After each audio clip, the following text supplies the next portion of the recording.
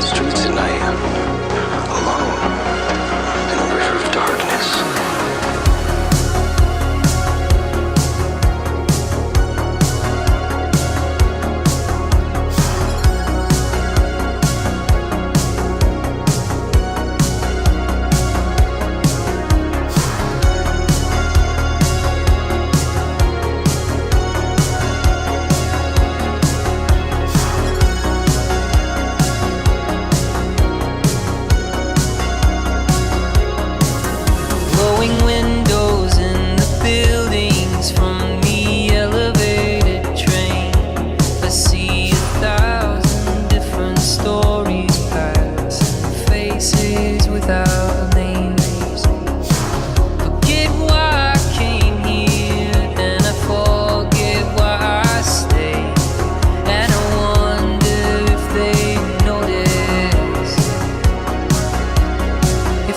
Slipped away.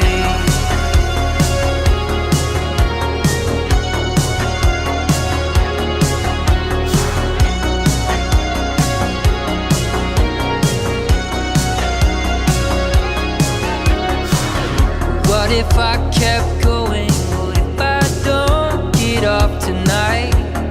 What if I ride this to the edges, through the darkness to the light? Could I find you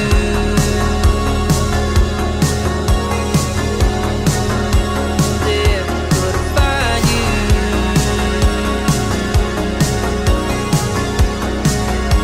there if I slipped away?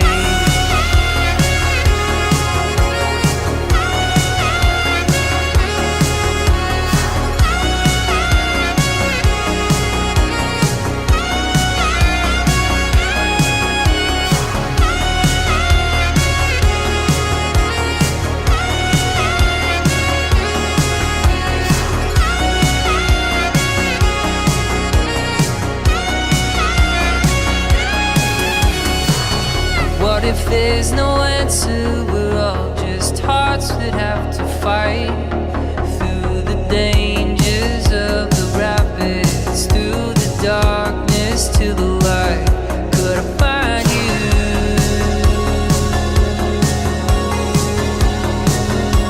there? Could I find you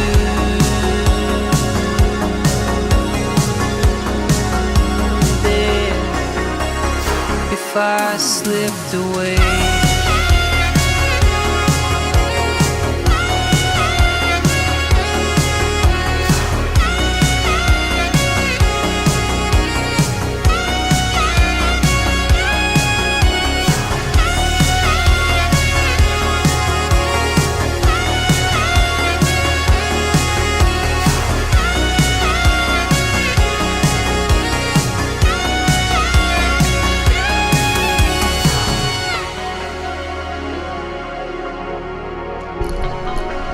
Hey, what up?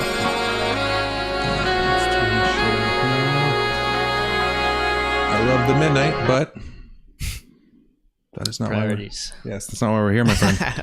What up? What's up? What's up? What's going on? Fucking, it's been a long time coming, my friend. To say the least. Oh, it feels good to do this right here. Max out. I'm just gonna do this for the podcast. This is the podcast, by the way. Welcome. It's gonna be me just sitting here lazy. No, I'm just kidding. I'm not gonna be that lazy. Disrespect. Dr. Disrespect up in here. I see there's some red action in there. That's going on its thing. So yeah, welcome to the podcast. I'm Curt Wells. Adam Hoens. We don't know what we're going to call this yet. We have no names for it, so it's just podcast 001 for now. Like, that's not the name of the podcast. It's the could episode. Be, though. It could be. No. I mean, all right. Work in progress. Yes. I'm going to turn that off. I just don't want to blast these people with audio when I try to have the chat feed in the background. True. Word. These mic stands. Man, it's like, it's fun. It is, man. I could do this all day.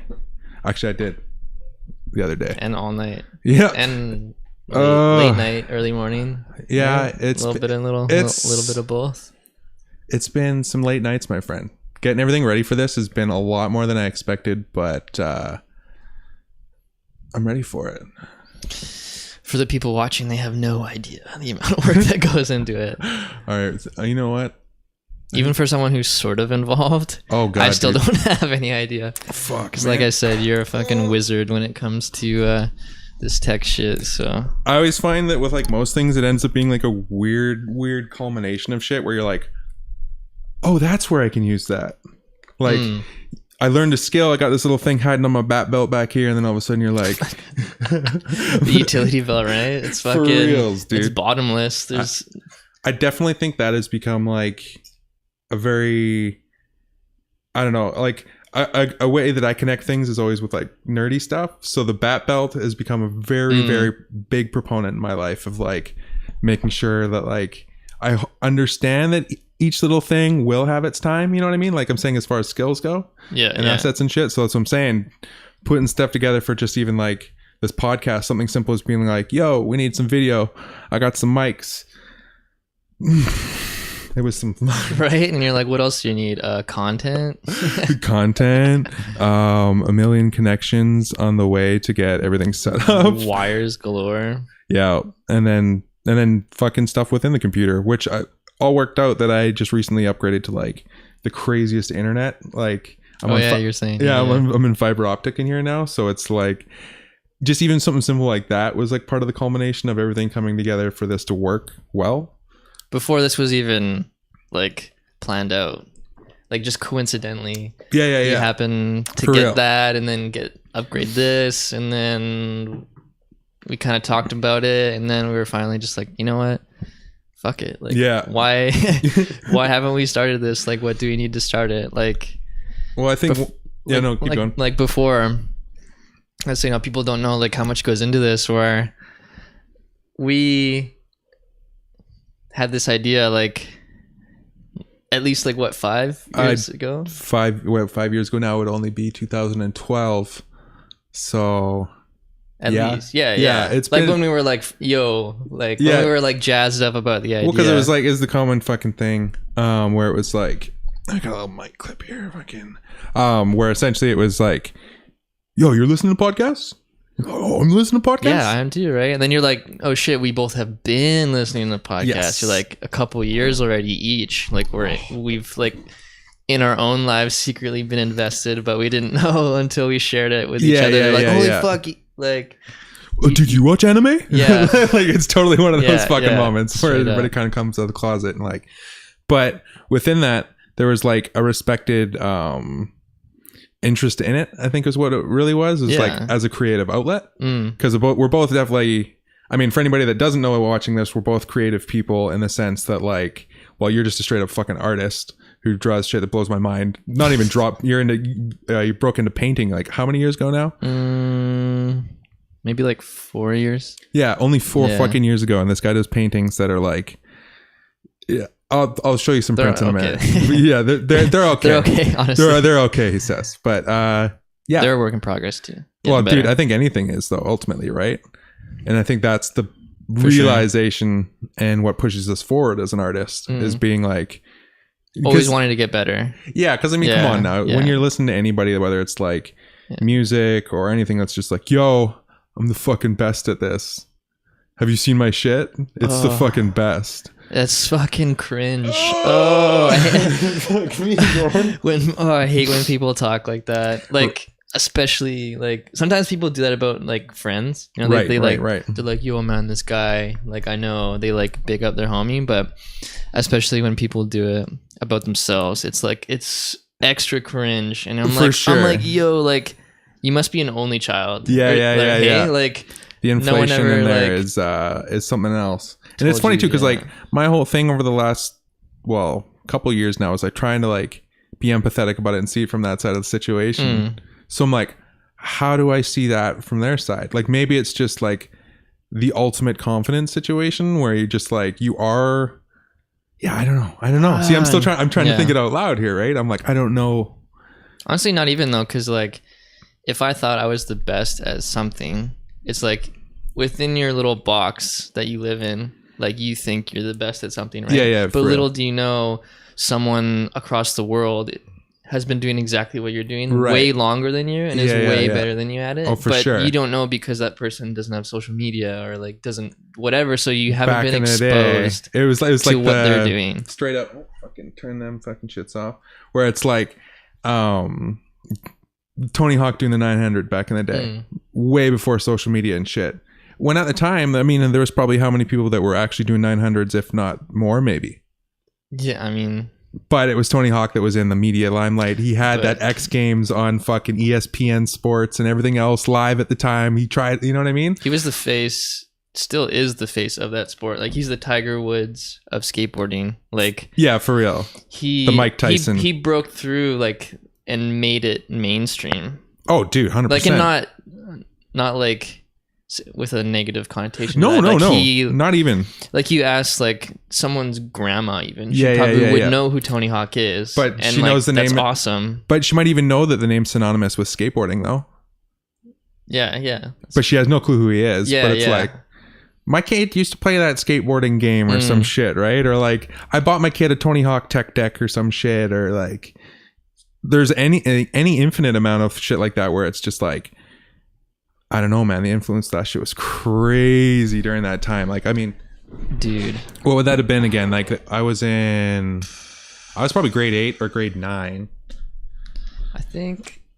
So that's like I remember 2000, 2001. I mean, dude, we have the fucking power of the internet. What are we doing here?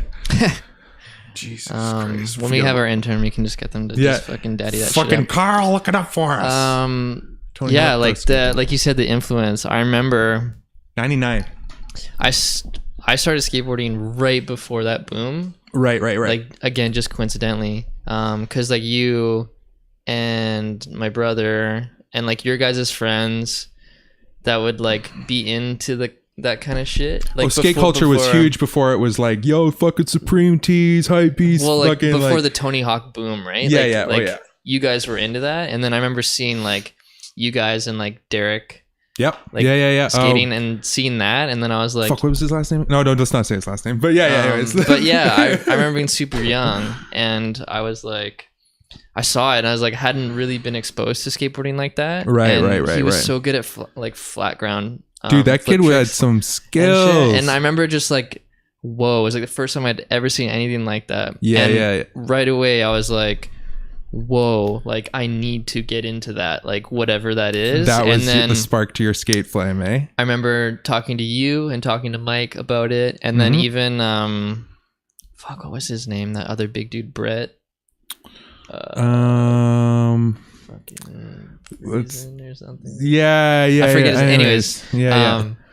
And you guys were all like giving me like ideas and like what to shop for, and even like, yo, I'll go with you, right? Make sure you get the sickest setup, right? Because it was all about having the sickest shit. Oh, dude, it was. And if you had the best setup, then you'd be like one step ahead of everyone. You'd already be good if you had good shit. That's like just the way you like. Oh, dude, thought. it was part of the mentality, because I think, thinking back on it now, just even in the instance, I realized that part of that was almost a bit of the confidence booster, probably, because you're now not getting made fun of for the shit that you're trying to skate on. And that was huge. That was huge, dude. when you're fucking young. How old would you be then? Like 14? I started in early teens, 99. So. Yeah. Tony Hawk's Pro Skater, 99, August 31st. Yeah. And again, like, with the influence, I remember 99, I got into it. Yeah. Grade 6. Grade 7, I was like super obsessed. Yeah. And that's like, especially when people would label because you, we right? were 3 grades above you, right? Yeah. Yeah, okay, so that makes perfect sense. And grade 6 up in grade 8. 9. Yeah, and then like Mike was into BMXing and shit. Yep. I was into skateboarding. So action sports was getting every huge. Extreme sport under the thing. And when Tony Hawk Pro Skater 2 came out, I remember we're like begging our parents, like, oh my god, we need this game, please, right? And my mom is so genius with this shit. With like, she would see anything that my brother and I would be interested in, and she would buy it, but she would withhold it, and you would have to earn it. So, for example, the Tony Hawk Pro Skater 2, great. She would keep it. We don't know where she would keep it. Somewhere in her room, or fucking, I don't know. But what she would do is, we were allowed to play once we finished our homework. So I remember I'd come home from school and I would fucking just be like, I can't wait to get home to play this game. And I'd get home and I'd have to wait for my mom to get home because she would get home a little bit after us. And then she'd be like, okay, what do you have? Like, what's your homework, right? I'd have to show her. I'd sit down, do it, spend like 45 minutes or whatever doing like the bullshit math, like exercises. And then I would show her once she saw it was done. Then she'd be like, okay. And then she would close her door. She would go in her room, close her door, and then dig through whatever. So I didn't see where she had it hidden. Oh, okay. So straight up like putting the bells in the box on Christmas and shit. Yeah. And then she'd open her door and come out. And then she'd give me the game. Tactics. I love it. So, dude, that shit's hype though, because that's how you make it like actually have some form of worth. Yeah, like, you know what I mean. Rather than just like she saw that I fucking wanted to play it so bad that I think that was a Simpsons fucking episode, wasn't it? When he was stealing fucking video games and he didn't realize like how much they were like the value of the game or whatever. When he saw the rich kid that got whatever he wanted, so he went and stole the game, and then like something. I don't know. Maybe digging deep in my memory. I don't know if I remember that one. But that's the same kind of thing where it showed the super spoiled kid that had every video game and he just wanted the next one and the next one and the next one. Didn't realize like the value of the game. Yeah. You know what I mean? Whereas kind of like if you have to like work for it, the novelty of it is gone as soon as for sure. It's like the like you whine it. Yeah. And then once you have it, it's like it's the chase. It's just 100%, dude. Anything nowadays, like especially fashion. Oh, dude. Right? I was just saying the other day when companies are like, oh, your fall like needs for your looks. Right. Oh, you're like, I guess I do need a new fucking overcoat. Oh, I guess I need a whole new wardrobe for this fucking quarter. You know? Yeah, like oh, the 10 items a guy must have for fall or like. And then you go out and fucking to go get your pumpkin spice latte and you see 10 other dudes wearing exactly the same thing. Yeah. Not that one happens to me, but fucking I could imagine that happening annually. a lot. Is like my point. It's like these lists of things that you need. They tell you this every season. Oh, for sure. And then like right now they're doing it, and then a year from now those lists will still exist, but they'll just be with the new shit. Well, dude, it's with the like, and you just feel like you have to constantly the nonstop consuming of content and shit nowadays. Where like something simple as even with like putting out videos on YouTube or something like that, where I can like, I love it, and we'll still forever do it, and it's putting out the process of doing it and everything like that, and like you're creating a movie and shit. But you can put something out that you've spent. Like, I can't even imagine the people who put like months into videos. Oh yeah. It comes out and then people are like, oh, that was posted 2 weeks ago? That's old video. What's next? Like they won't watch it if they see something that says, you know what I mean? It could be January. 4 months old or yeah. The older it is, the less likely they are to watch it. For sure. Yeah. Like it'd be like January 2018. And then if you posted it in December 2017. But it'll say posted 1 year ago. So now that video... Oh, does it? Yeah, that kind of shit will happen or some shit like that. Where I didn't know that. Yeah. So like people can actually get... I've seen that one happen before. So is that just like a glitch in the system? Well, it was like, why wouldn't it say a month ago? I could be 100% wrong on that one maybe, but I don't know. I'm pretty positive I've seen that happen before and had people even complain about it because it's just like... But either way, it kind of goes to show you the attention span of the content consumer. Yeah. And again, like I see that too with like for example, like making art, right? So say like I spend months on a painting, okay? So like that's part of the craft. Yeah, like so like one for example I've done, I literally spent like 75 plus hours on this painting, right? That's like on top of having a normal life. Yes. Which includes friends, family, and a job. And a fucking job. Full job, right? So think about the people that just have those and then don't do shit. So it's like on top of that, you know? Yeah. But yeah, so I spend that long working on it, then boom, like take a photo of it, like post it on Instagram. And I'm like, fuck yeah, like I'm stoked like on this, like it's done. It looks like, I think it looks pretty good, right? Post it just to share with people.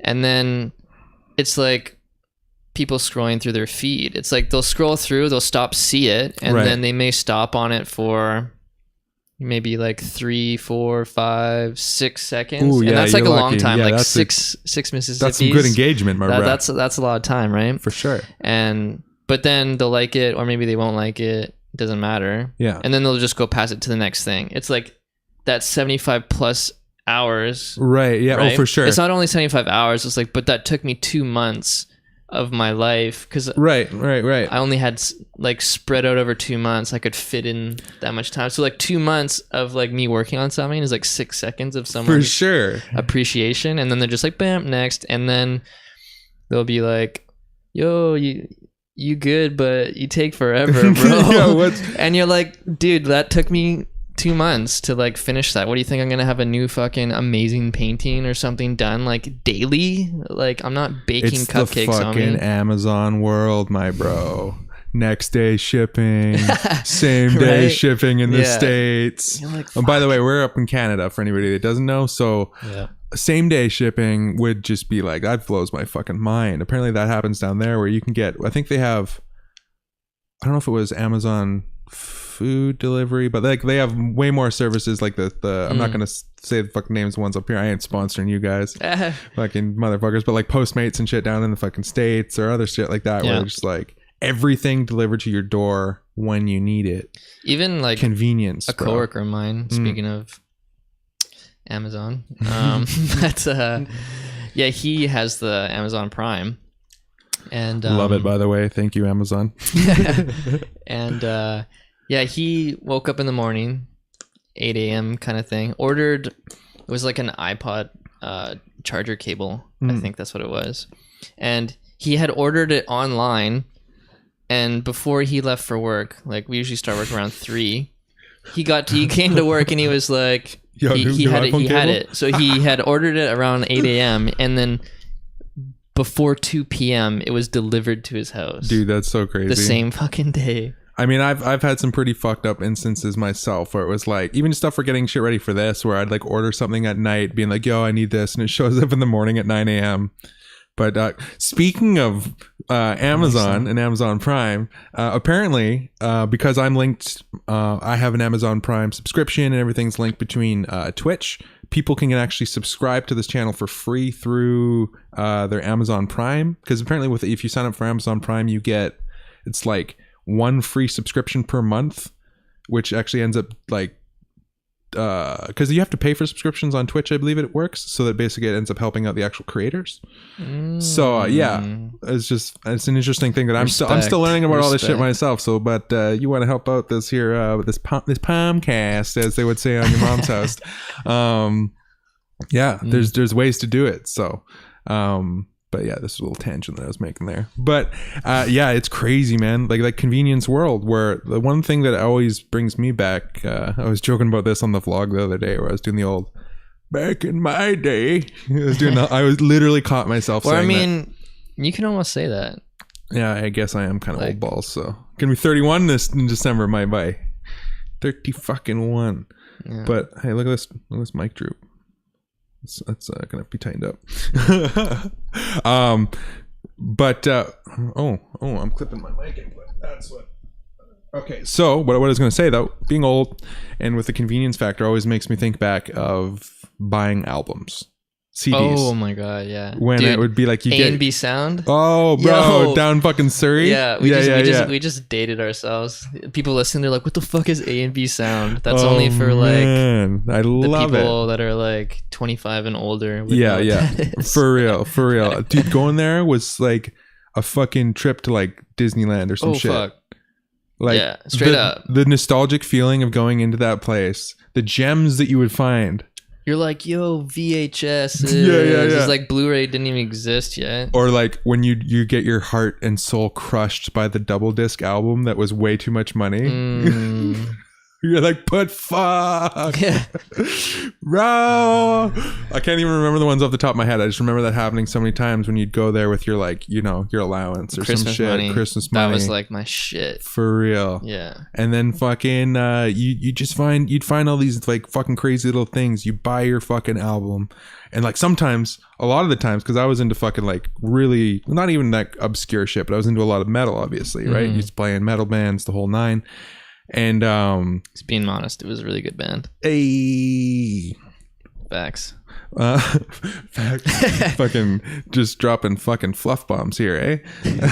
But So yeah, I would always find out about certain bands and shit, and I'd go and be like, yo, you got the fucking the new SOD CD or blah blah blah, or it wouldn't be new, but whatever, you got this and this, and I'd name off a bunch of bands, and of course they wouldn't have any of it. So then the guy would be like, there would always be the metalhead guy that works there that knew the catalogs and would be like, yeah, we can order it. Psst, yo kid, over here. Yo, we can order it, bro. Just give me a little deposit, I'll give me your phone number, and it'll take like 2 months. So you'd fucking 2 wait. months, you're like, what are they pressing it for me? Like, No, I just had to fucking, put it on a boat from Europe and like it's some crazy shit, right? But like we would wait sometimes, like, 6 weeks to get our fucking album at least, and then it would be A&B Sounds to be stuck in their warehouse for another 2 or 3. And then, but that whole, you go through this process, you get that fucking CD and you go home. It's the Holy Grail, and you're like, oh my God. And that's like, all you could afford or listen to for couple months. So until like the next holiday, like your birthday or whatever, when you would get. And man, you knew money. That album inside and out, the cover art, the fucking who linear produced notes. It? Yeah, for You're sure. like, all the dude, credits. they recorded this in the Right? backyard of fucking their sister's house and fucking. Or, I don't even know. I'm just rattling shit now, but that was ultimately it. It was like the appreciation was there because you like the. Because you fucking earned it. You fucking earned I guess it. the best way to say it. The big roundabout for that whole thing, right? Yeah. So it's fucking like interesting, man. The hurdles that you had to jump through back in the day, right? Whereas like, and you'd have to and you'd take the bus to get there, and then you would have to like somehow get changed. You're digging out the fucking see a guy shitting in an alley for the first time, like fucking like. Whoa, like that's some. You're like, whoa, downtown is crazy. Yeah, but it was interesting, man. Like, so now let's flash forward, fucking where it's like straight up, you'd be like, hey Siri, when's the next Metallica fucking CD coming out? Or hey Siri, fucking show me the discography of this band. Okay, I like that. Add to Apple Music within fucking 20 seconds, you now have the entire discography. You're listening, yeah. Or at least you're listening to the first one while the others are downloading and being stored in your library. And then you kind of go, and you're like, next, within fucking 5 minutes. What else do I need? Yeah, for sure, right? It's interesting, man. I mean, I'm grateful on both ends of it because I love me being able to have... how can you argue with convenience? Oh, dude. Yeah, no, you can't. That's why fucking that's why today's society, myself included, is a little overweight. We convenience kind of worked its way in through the 90s of just being like, hey, food. Yeah, you don't have to prepare it properly or worry about the like food boom and shit. Yeah. Let's put shit in cardboard boxes and preservatives on top of preservatives and just make everything like, fast and convenient. Yeah, and but not in the right way. However it's marketed, like not only just fast, like literally fast food restaurants, but like the fast food like Lunchable kits and shit. Like for reals, toxic is like that fucking deli meat or like fake cheese shit. Like it's or those good, weird little like frisbee pizza dough things. Remember the Lunchable pizzas? And you're like, what is this mini pizza shell thing that I like? It's literally like. And also, like, what is it? The could be mattress filler or some shit, the Pillsbury like mini pizzas, even right? Right. Like the frozen ones that are like as tasty as those things are. You're kind of like, what is this death? Yeah, you're like, this straight up could be cardboard. Like, yeah, like. But the funny thing is like the real shitty the shitty Parmesan cheese, like the dried parm. That's the best. It's the shittier it is, the better almost. And then like I found out a little while ago, they're like, yeah, it's fucking wood pulp. It's like some kind of like essentially like a wood pulp. Like a. And I so go, that makes it's sense. like it's technically it's just like a medium that they add flavor to. Yeah, for sure. And I'm like, oh yeah, that's awesome. Sign me up. Sign me up, bro. Like so that's real. Yeah. It was like, here, I'm gonna fucking look this one up here before I'm gonna get called out again. But it's Parmesan cheese. What? Yeah, what the fuck? I had no idea. Your Parmesan cheese may contain wood pulp. What? Oh my god, whoa. Watch above. Your grated Parmesan cheese could contain an ingredient that's a little too hard to stomach. There may be Literally. a secret ingredient in your Parmesan cheese. Wood. Yo, man, these fucking sneaky bastards. Like, why though? Like, really, you need to like, what is that craft? Like, come on, The craft, you additive is penny apparently pinching, used bros? to prevent clumping, something that can also be avoided with potato starch. Yeah, According But to that's food too scientist expensive? Mark Johnson of the Food Dairy Research, food pulp is actually considered safe for consumption in certain quantities. So I can't fucking load up my pasta. wood pulp. Not that I eat pasta anymore, but So I can just like break my fucking IKEA furniture that's particle board and just pepper it on my Wait, fucking. what's this part? An acceptable level is believed to be between 2 to 3%, he estimates, even though we don't have the ability to digest the wood. I wish I could have like sat in on that craft board meeting when they were like, You know what? "Yo, guys, this is gonna sound crazy. Bear with me. What if we cut costs Oh, man. by putting wood pulp?" And you know, that's probably one of those things where they were like, they needed to like outdo their last year's. Oh, like, for sure. Exponential fucking growth. right? On point. They're like, how can we do that? We need to penny pinch. Like, oh my Yeah, god, yeah. we can save like Yo, wood we made pulp, fucking like over a year. 300K on Parmesan cheese last year. We got to make fucking, Yeah, 500 this year. I bet Jim, you, I got it. Wood pulp. I bet you that's what, like, why that became how it is. Hey, Oh, dude, I'm trying to remember the other one off the top of my head, but it was like, it has It's to like- be for a reason like that. oh, 100%. 100%. Yeah, Well, because they're just saying it helps 'Cause prevent why clumping, else? right? But then you could also use potato starch. So probably to extract the starch from the potatoes or like, the whole process. they're like, but potato starch costs money, and there's a fucking wood mill down the street where I was just over homie at can Steve's just, house like, the other day and I saw him fucking carving up all this wood and I was like, yo, that kind of smells like Parmesan cheese. I'm not if I do. I don't mind if hey, and I just so happened to be eating pasta at the time. So I was like, hey, Steve. It was windy that day. It Yeah. blew on. I mean, It was just meant to be, right? Yeah. Man, that shit's crazy. I'm trying to remember the other one off the top of my head where it was something simple like they removed pepper from something and they started using a pepper extract. And it was a big company. It was like KFC or some shit. Oh, like a restaurant. Yeah. Where they were like, Remove pepper? Yeah. Like, like how you can help yourself, the little pepper packet? no. Like putting pepper in their meal, like in a big recipe of something. Oh, okay. So, And like, so they're just seasoning like- their chicken or something. And then they made an announcement about it being like, yo, we're making our way back to actually putting natural products in our thing. Starting with pepper. We're going to actually use pepper now.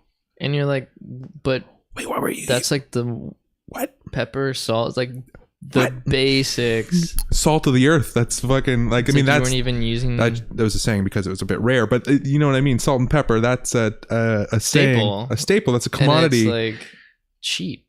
Yes. So again, back to the board meetings. Fucking Jim, I got it. You know this pepper Right. we've been using. Yeah. I got Too an much idea. money on pepper.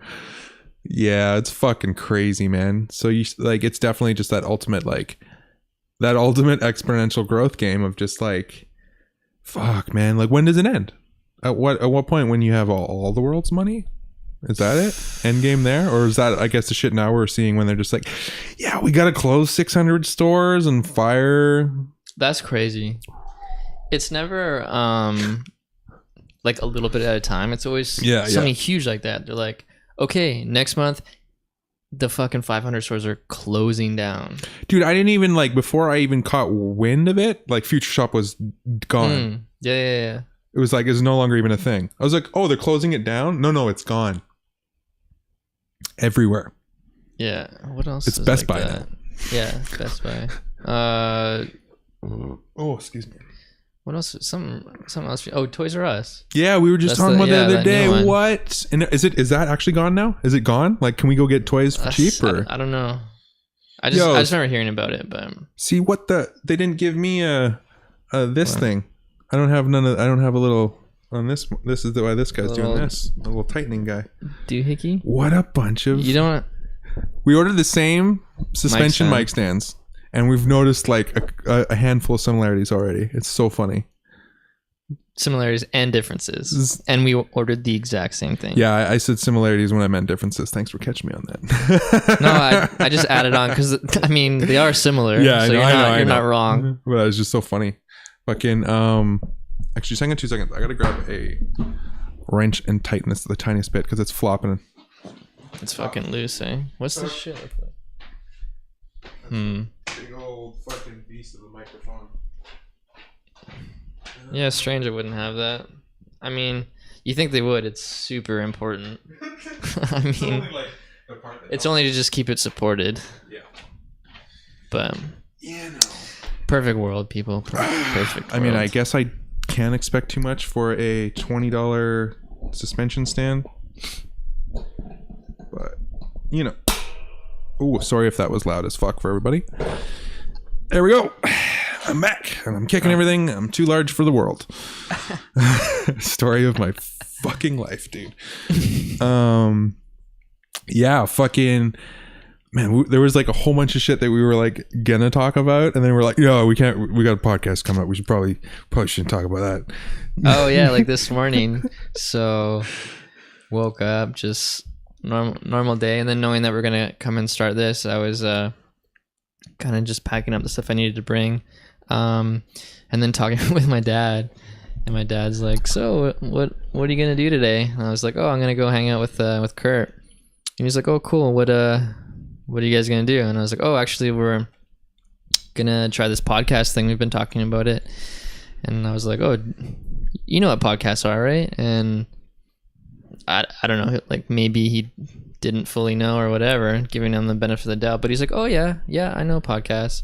I guess to him it's just like he probably imagines it like a radio show kind of thing, essentially, right? Yeah, that's the easiest way to explain it, for sure. AM radio or talk radio, Howard Stern or some shit. Yeah. And he's like, oh cool, what's it gonna be about?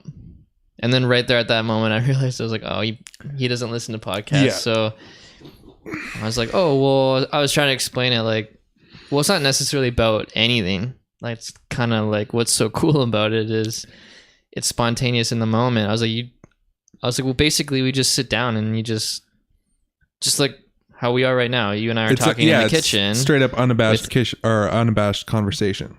Yeah, and I was like explaining to my dad, I was like, oh, you and I are just standing right now in the kitchen talking. I was like, but we'd be recording it just so happened, right? Like we're just hanging out, but we're recording it. And he's like, oh, okay. Yeah. Like, and I think that kind of put it into better perspective. Like, I just had to explain that it doesn't have to be about anything. No, it's more like if you kind of like are a fan of someone or like a person, and then you find out that they're doing it, and then you're like, oh shit, like I like that personality of that person. And it's more of a delve into just like the mindset and shit, right? Yeah. Just being a part of the conversation of that, you know, say something on the outside that like is into what you do, where you're like, they're like, man, this guy fucking paints and I'm just working this job every day and I don't have a creative outlet. And to be, or even anybody around them that may be a creative. So being able to be a part of that conversation is just like, just being able to listen in on it. At least that's the kind of stuff that I find when I listen to podcasts, is just like where we grew up, the lack of like, whether it be inspiration, creativity, support, you know, the list goes on.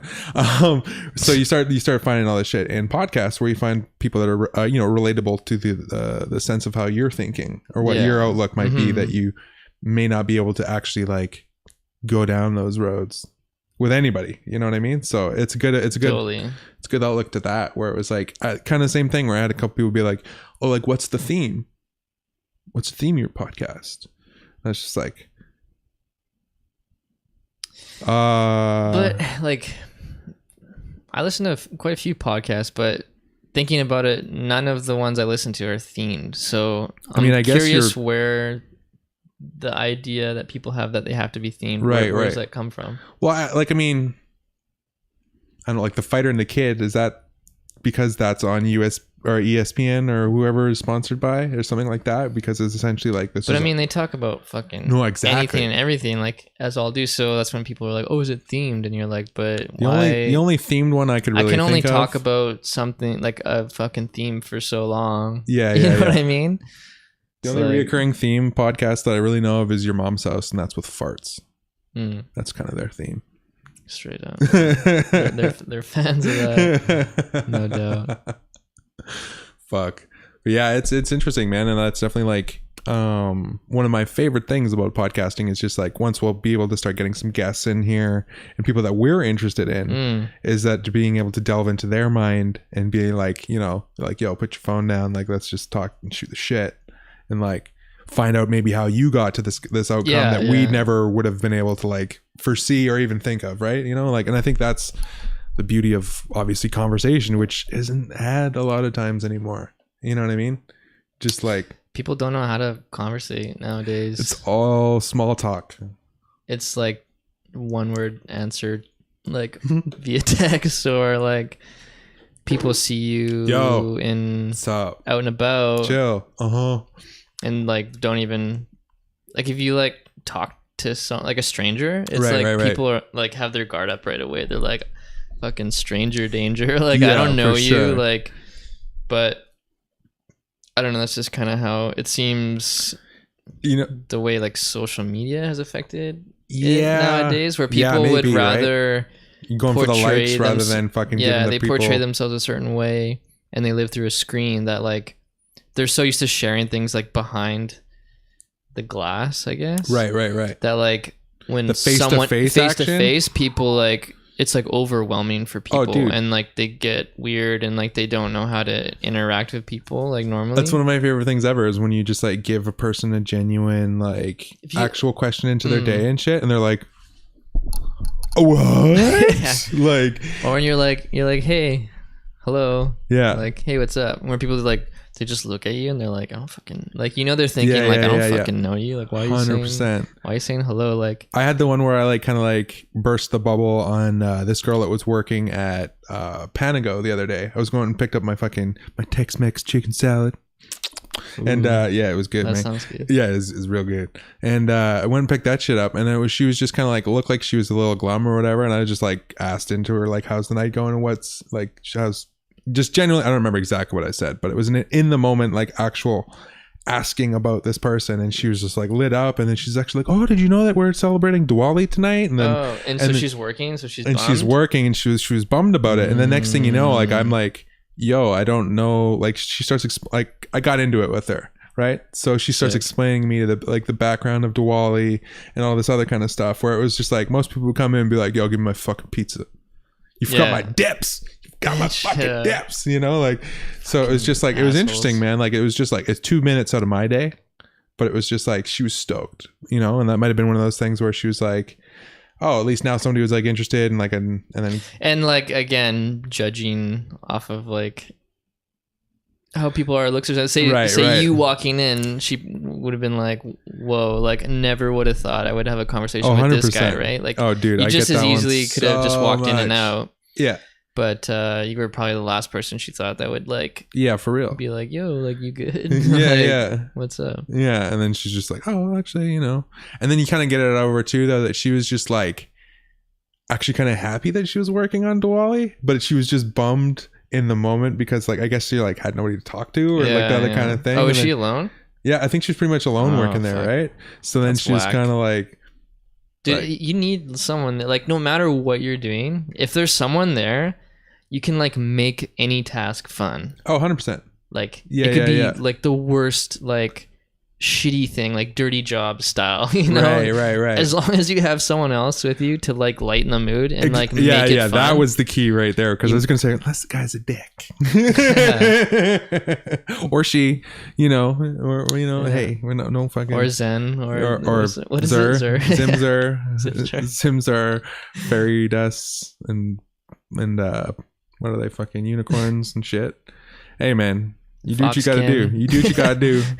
And you know, just when you show up at work, don't be a dick. Don't be that guy that, you know, makes the person's enjoyment or not be enjoyment while they're at work, right? To stunt it. Yeah, because like it's literally what you're saying, man. You know, it's like sometimes we don't all have the choices of what we have to do to get by, but understanding that you can make it enjoyable and then like not have the larger portion of your life be shit. Like even if it's like you don't have your creative outlet through what you're doing for work or something, you know what I mean? You can still show up to work and like get value out of it not just fucking paychecks and things like that. Yeah. But gain some value. And as far as like pushing yourself forward to like having a happier life, making good relations with people at work, not being the fucking dick, you know, all that other stuff, right? So it's like, yeah, and then who knows, like, whatever. Say if you work with like a bunch of different people, like I do, I work with people that are all ages, yeah, like all races, of course, you yeah, know, genders, whatever. But if you like maybe paired up with someone you wouldn't normally be paired up with, by choice, to just like make the best of it. And I've been proven time and time again that, like, you know, don't judge people on anything. Yeah, for sure. And then I've met some of the coolest people, and like based off their look, I never would have thought we would have gotten along. And then we've actually become really good friends outside of work. And then I may find out that they have a particular skill that they do in their spare time. Right. That I could use with, like, you know, something I'm into. Like, you could maybe collaborate. Dude, everybody or come has together. value, man. Everyone has something to bring to the table, man. 100%. Like for real. And I've been proven time and time again. I think that's one thing that people don't give themselves credit for. You just have to ask the right questions. Yeah. Dig deep enough that you can find everyone has through those something. levels of comfortability. Put yourself into uncomfortable zones so that you can learn some shit. Mm-hmm. Dude, just like even taking the fucking step back to what we started about at beginning of talking about this podcast, of me building this podcast, was like, do you know how many times there was this week when I wanted to give up? How many times I did give up and then came back like 10 minutes later, like, okay, I'll figure this out. Because this whole thing was like new, figuring out the back end of it. But I know, because I've taken that route before, right? Where it's like the unwalked path where you're like, okay, I'm going to figure this out. Okay, shit, I can't go down that way. Come back a bit, and then I can get down over here, and it's the learning process. Because it's unfamiliar, right? It's easy to get reward discouraged from that. Yeah, exactly. And just be like, fuck this, man. Like, so it's like, you know, maybe that's, some people don't have the support system, or some people don't have anybody around them showing them that they have value, or showing them that they can create value. That might even be the other one too, right? But it's like, it's hard. I think that's the big disconnect, is everybody is not realizing that they have something to bring to the table, because they think they have to be like so and so on social media, or they may just think like, I don't have shit. Yeah. But I'm not a fucking, you know, whatever it is. I'm not a crazy bodybuilder. I'm not a crazy artist. I'm not doing, you know what I mean? Whatever the shit is, whatever. I think that was one of my favorite quotes of recent that I always go back to is, comparison is the thief of joy, or something like that. Where it's just like straight up, like, if you spend all your time fucking in comparing yourself, that energy ain't gonna be going towards. You're just gonna be like, yo, well, why even bother? I'm not gonna be as good as this person. Exactly. I won't be on that level, whatever, right? But again, it's like you're boxing yourself in. So you're exactly. You're stopping yourself. Like, you're creating the box that like other people have like told you. They're like, no, this is what you're justifying it. Yeah, that's what it is. Yeah, for sure. You're justifying their fucking means to an end, or whatever the fuck. So it's just like, you're like, fuck that, man. Yeah. So you step out of that, and when you find a lane or something where you start pursuing the fact that everybody has a bit of value, like you say, you start meeting some really interesting people that are like, you know what I mean? Like, I remember that at like when I first started really pursuing kind of my own lane in music and stuff like that, and I was doing my solo project Alpha Trion, and I started doing it, putting online, I was writing everything and just doing stuff that was like 100% off of my brain. And I ended up, at the time when I was writing it, I was like my early 20s or some shit, and it sounds so funny to say, man. I'm fucking like early 20s. Yeah, going back like back in my early 20s. Ago. No, I know, but it's still almost a decade ago. But it was I met a bunch of people online, because it's when I started getting into like forums and starting communicating outside of the local box. You know what I mean? Where like we were saying, the people around not having, you know, you're not finding the creativity or the inspiration around you that you need to kind of like push you towards the kind of stuff that you want to be able to do. Yeah, because people within your fucking 10 block radius, the likeliness of them being into what you're into is so slim. What we were saying the other day is like getting made fun of for watching Dragon Ball Z as a kid and shit, and like all this other kind of like racist undertone bullshit that was around here. Like, but yeah, it's interesting to see that kind of get pushed forward in a sense, and then just like everybody, when you find like that sense of community and you realize that it is out there, and then you're like, whoa, like, and then you start having a bit of confidence to share some stuff into it too. And then you get that reinforcement back, and then it starts breaking down a bit of those confidence barriers and shit. And that's a big one. I think that. Oh, dude, man, because that's everyone has is the lack of confidence. Dude, 100%. We all do.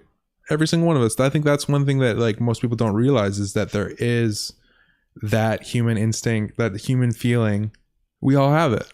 Yeah. Unless you're maybe like a sociopath or some shit. Like as I get older, like. I'm gonna be turning 28 this year. Fucking old, Bob. It's not. I don't know. Whatever. It's not that old. No, I know. I just love wrestling. But the last couple years, what I've kind of been thinking about is each year I'm choosing something to improve on, with myself. So last year, 2016, I chose to really focus on being patient. And to very important to just apply that to everything. Like I really like put it towards like working on my art, like not to feel rushed or to be like, oh man, I need to keep like producing stuff to kind of keep a following, or like to keep these people I don't even know satisfied. I can rush this portion of it because I know it'll get the piece out faster. And like edit it so it kind of looks better, whatever. No, I was like, no, I need to like just. It's gonna be so much better. You take an extra 10 hours. Like, what's an extra 10 hours? You know what I mean? Like at the end of the day, once it's done.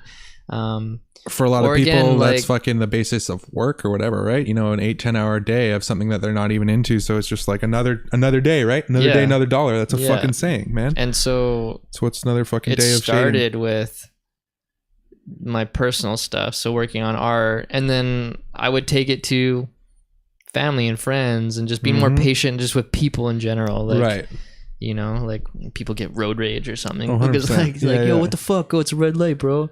Like, dude, like what does it matter, like a couple extra seconds or shit like that. Like I totally just like anyway. Man, like just who cares, just, you know, it doesn't make a difference to me, like whatever, right?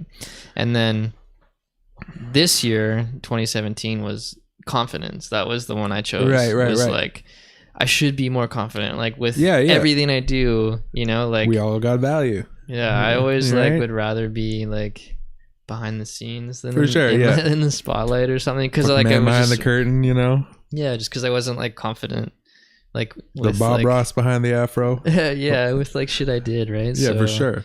Confidence was the one I worked on this year. Dude. And then I'm trying to think of what I want to do because we're approaching 2018. Dude, it doesn't stop, man. What's the thing I want to focus on next year? And then that's the cool thing too, right? Where then like when you're learning and building upon yourself, it's like you're realizing that like time doesn't stop. But when you're creating and doing stuff, it like you're almost taking advantage of the fact that like time is perpetual in that sense. Like you're just like, okay, well, if I can sit around and do the comparison bullshit and watch too much other content or do all this other stuff, you can hum and haw, and then next thing you know, a couple of years are gone by.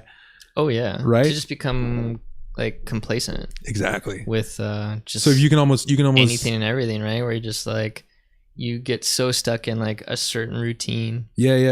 Right, like for the average person, working on whatever job, doing whatever, and then the people that live for the weekend, right? They're like, oh fuck, what a shitty week, man. I can't wait for fucking Friday night, Saturday night. I'm gonna go get shit faced. I'm gonna just like, you know, numb my sorrow. And then just so I can feel worse on Monday to set myself up for a week of hating myself. Right, but for people like us, where we've always been interested in other things and not just like. We're not just looking for attention or to fit in. No. You know, the majority or like whatever, right? So we focus on ourselves and shit that we like to do, and we would use our own time to work on shit like how we do now. And it's just like way more satisfying. Well, I think that's the funny thing too, because from the outside, I think a lot of people think your day, like me having a day job. You know, like it's not the greatest thing. Like I make the best out of it. But what I look forward to is like what I do outside of work. Of course. Right. But there's you're searching for a way to not only like provide value, but find value in life. Like you're a way to like enjoy your time. And like, but there's people that don't have a hobby or something like how we do, or something that they're striving for or working towards outside of their normal job. So like it's just their normal job and their normal at home life, and that's like the complacent thing where they're just like they may be unhappy but they won't take a step towards something to make but a I know I'll difference. make enough this paycheck to be able to pay for my bills and put a little X amount in my bank, they're like, and we'll go "Fuck it, for a like, I just vacation need to next just, like I need to just watch TV and well, just we're going tune out. to we're going down to Nevada in the summer though. You know, Something to look forward to. it's right? something to look forward to. So it's like rather than having like every day to look forward to, which is ultimately the goal, I think. If everybody can get to that point where you just like wake up and be like, all right, let's fucking do this. You're like, fuck yeah, man. Yeah, Like, another day, man. yeah, water's warm, jump in. The Joey Diaz mentality. It's a fucking beautiful day to be alive. Like that, It is. you know what I mean? And that's every day. Mm. And so it's like it's hard. I mean, fuck.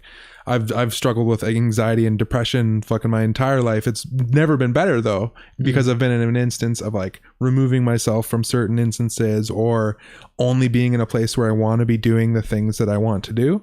Yeah. You know what I mean? Not worrying about that outside influence. You think that is so obvious to live that way, but it's It not. sounds that way. Like it seems like for the most people that's overwhelming to actually Right. like to live that way. Well, that's the one You thing know? where I get my own bubble burst sometimes when I'm talking to people and I'll explain some shit and like, or meet somebody for the first time and they'll kind of look at me and go, so what do you do?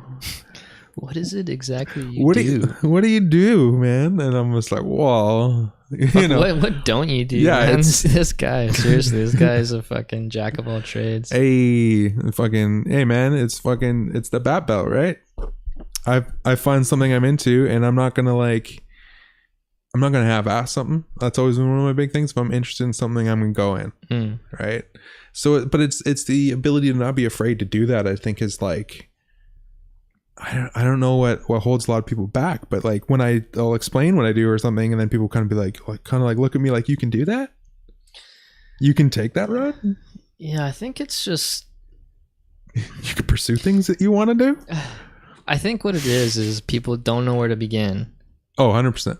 And it's like, Yeah, I could see that. and you know, like just not knowing where to start, I guess, is like the overwhelming thing about it. I still get that all the time, that though, you're man. just kind of like, fuck it. It's so much easier to just stick with what I normally do. Right, like just right, go right. to work and chill. it's almost- Netflix, zone out. Yeah. Like, Comes back to like not wanting to learn shit because you're just like, well, you're like, I'm cool with the way I'm living, sorta. Like I'm really not, but But it's it's much working out. easier than having to like put in work to something. you know, But like, they're like, I picked up my Panago last night. You know, like I picked up, you know what I mean? I got bills paid. You know, it's not that bad. yeah, I gotta do laundry today. That's what I gotta do today. And you're like, dude, that's like 2 hours. Yeah. What are you gonna do with the rest of the day? Yeah. Yeah, like, Oh, dude, man, it's interesting, right? And that was the one thing that, like, I mean, I'm just finally starting to get back into drawing because, like, my wrists, so after having tendonitis, I'm starting to realize in my brain that I might have to explain a bit of stuff to the listeners here. I can just be like, yeah, my wrists, and then just go on with the you're story. like, oh wait, yeah, you don't know me, so Yeah. You So, don't like- know that. Yeah, worked a terrible job, have tendonitis in both my wrists, like a savage, to a point where at some points I can't even like hold a pencil or some shit. But I've been able And to, like those wrist guard things that you'd have to wear, right? yeah, that shit was crazy, like man. I was Forrest wearing, Gump style. yeah, Like, straight up Forrest Gump dragon gauntlets on my wrist because they were made of like leather and shit. So I felt like I Yeah. could, you know, go fight some dragons or something. But yeah, I ended up like that shit. I ended up with like terrible life. And, like, I'm gonna have this injuries pretty much for life until I can eventually afford some stem cells or some shit like that. But right? Yeah. yeah, is that like I'm gonna have fucked up wrists now from working a job that I hated over a decade ago. You know what I'm saying? Just to like make some terrible money rather than, you know, finding a job to like make a way by so that I could pursue the things that I wanted to do. You know what I mean? Because it was always just like, it was a way of finding, you have to make X amount per year. You have to be, you know, you have to set yourself up for this, you know, you have to be like, it was always everything, but because this is the way it is. So you have to fit within these guidelines. Yeah. So it was ultimately till I got to the point of just like doing that I wanted to do, that now I've been able to like make all those ailments and like take time to figure all that shit out. I don't even remember what my original point was, where I was going with all this part, but I just kind of like went tangent crazy on that. You're saying one. you're getting back into drawing, and there you go. That was how I led down the terrible wrist train. And and it was a simple thing. Like I remember when I was drawing when I was younger, my whole thing was about detail and shading and like taking the patience, and because like you could look at something and you could simply draw something.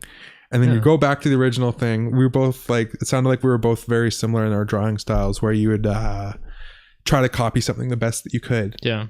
Not like trace it, but like you would, you know what I mean? Like you put it in you fucking. Because all you know is what you see, right? And you're like, there's a pair of pliers. Like my reference is a real pair of pliers. Yeah. So I need to, okay, that needs to be a little bit longer, that needs to be thicker, I need to shade that this way. It's like not just like draw it and this is my interpretation of it. Like you kind of draw it and then you have to erase half of it because like the one handle was too long, this fucking nose looks all fucked up. So it was like giving it the time to go into the details. And so I remember when I would sit down with a bunch of my homies when we were hanging out when we were younger, and I would just be drawing when we were like playing video games or something, right? I just like want to draw. And so people were like, fucking, I remember my buddy would be like, yo, like, I can't draw. Like, you know, everybody says that shit. I can't draw. I don't have any creative bones in my body and all this bullshit. The most classic fucking excuse. Yeah. So I fucking put a pencil in his hand, gave him a piece of paper, and I gave him a comic book. And it was Tony, actually. And fucking... Tony... what stage would you recognize him from? Big long beard. We'd always have conversations with shit. Yeah. Because he's lost crazy amounts of weight and shit, right? Like he used to be really big. So I was like, did he know him at that stage? Did he know him at beard stage? Like, but so yeah, this is when we were way young, and I gave him a comic book, and there was like Green Potato X, this like little character that was always around fucking Deadpool, and fuck Deadpool, what a sick character. Right? From the time that I was a kid, I knew that was just the fucking jam, and I didn't even know anything about him. I just like saw the colors, the style of his fucking thing. Yeah, that was huge. And I was like, that's my jam. But the basics of the story was like, I gave him that piece of paper, I gave him a pencil, and I said, like, don't spend 2 minutes on this. Like, you've got like 50, you've got time. Spend the time on the details and just look at what's there.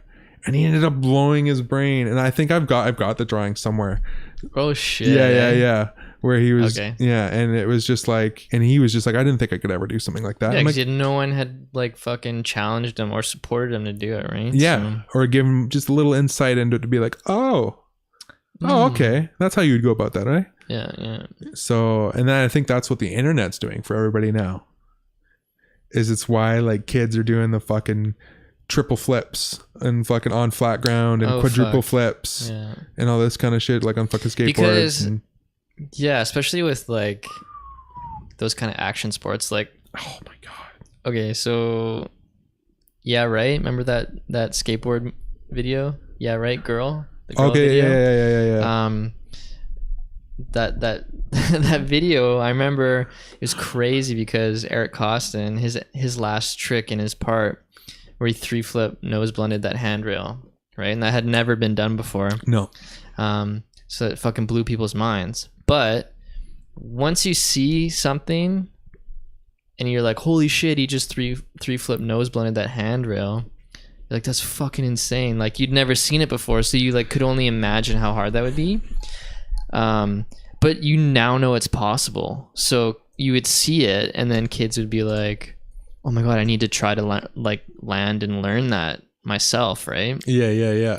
But once you know it's possible, so you're just gonna huck yourself until you fucking land it because you know eventually you'll do it. But if you hadn't seen that, you may not had even thought of putting those two tricks together. Oh, dude, right? Because you like don't know because you'd never seen it, so you wouldn't be like, it was us playing Dave Mirra BMX back in the day, and you're doing fucking like nothing backflips, and you're like, that's not possible. Or like the tail whip backflips and shit. Guys are doing nothing backflips on motorcycles nowadays. That's fucked up. What? I was gonna look up. Is this one? Yeah. That's it. Let's see if I can show you guys. Let's see if I can do this properly here. And for the people that don't skateboard or aren't familiar with tricks, let me try to throw it up here so you can see. Bam. Yeah, exactly. This is his last trick. So 360 kickflip. to a nose blunt slide on a handrail. Boom. And this video was in 2002 or something. 2002 or some shit. It's pretty old. But yeah. Nowadays, the fucking shit the kids are pulling out, like I don't even know what I would look up. Like, yeah, but like there's too much. Yeah, I don't know where to begin. No, I don't even know where to begin either. But it's like it just kind of opens that brain barrier of like, oh, that's what's possible. You're okay, like, cool. Yeah, so I'm gonna make like it a little bit harder now. Right, like, right.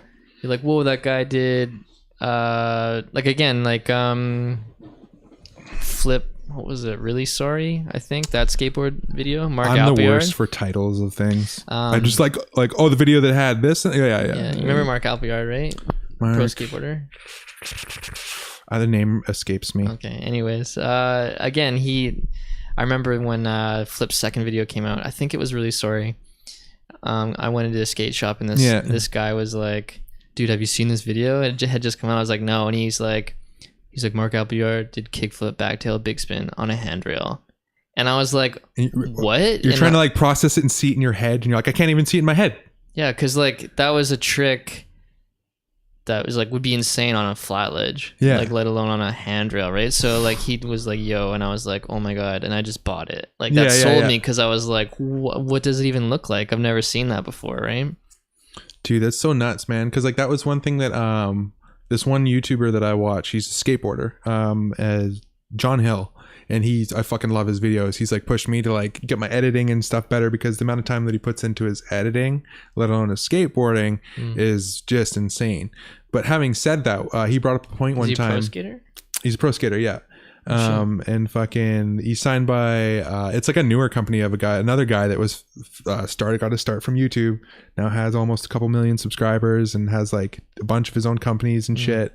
I'm kind of skipping my point here was that he was talking about how much footage YouTube skateboarders put out nowadays, like vlog skateboarders, because on average they're putting about a 2-minute edit every day. That's crazy. Even on Instagram. Yeah, or Instagram. Yeah, any of those social media platforms. Instagram parts, right? Where it comes back to the level of sharing, and it's like, come back to what it used to be, where you're building a skate video over a year. Oh, like longer? Sometimes 4 years. Yeah, People work on a skateboard part for 4 years, and their part's like a minute and a half. Yeah. And it took them 4 years to compile all that footage because you just try your hardest shit and try to get your best shit. And each guy was trying to outdo the next one so that they could get the final part. Yeah, because if you had the final part in a skate video, the Eric Costin that last part, yeah, I don't know if there's any truth to this, but I remember hearing when that came out, the video was done, edited, premiere was tomorrow. Right. So if you notice that footage is at night, the rumor that I heard was the video was done and edited, the premiere was tomorrow. And he was trying that trick. Yeah. And that trick he landed the night before the premiere, and he just like wanted it so bad that even the night before the premiere, they show up with some Jennies. He went out and he fucking did that. Yeah. And then they had to re-edit his part to fit that clip in. Fucking sick. Hours before the premiere. Yeah. No, recut it. It. That's dedication, man. That's fucking hype, man. And it's like, so now people are doing this shit for their Instagram clip for the day and knowing that they have to do it again tomorrow. Yeah. Oh, it's so bizarre.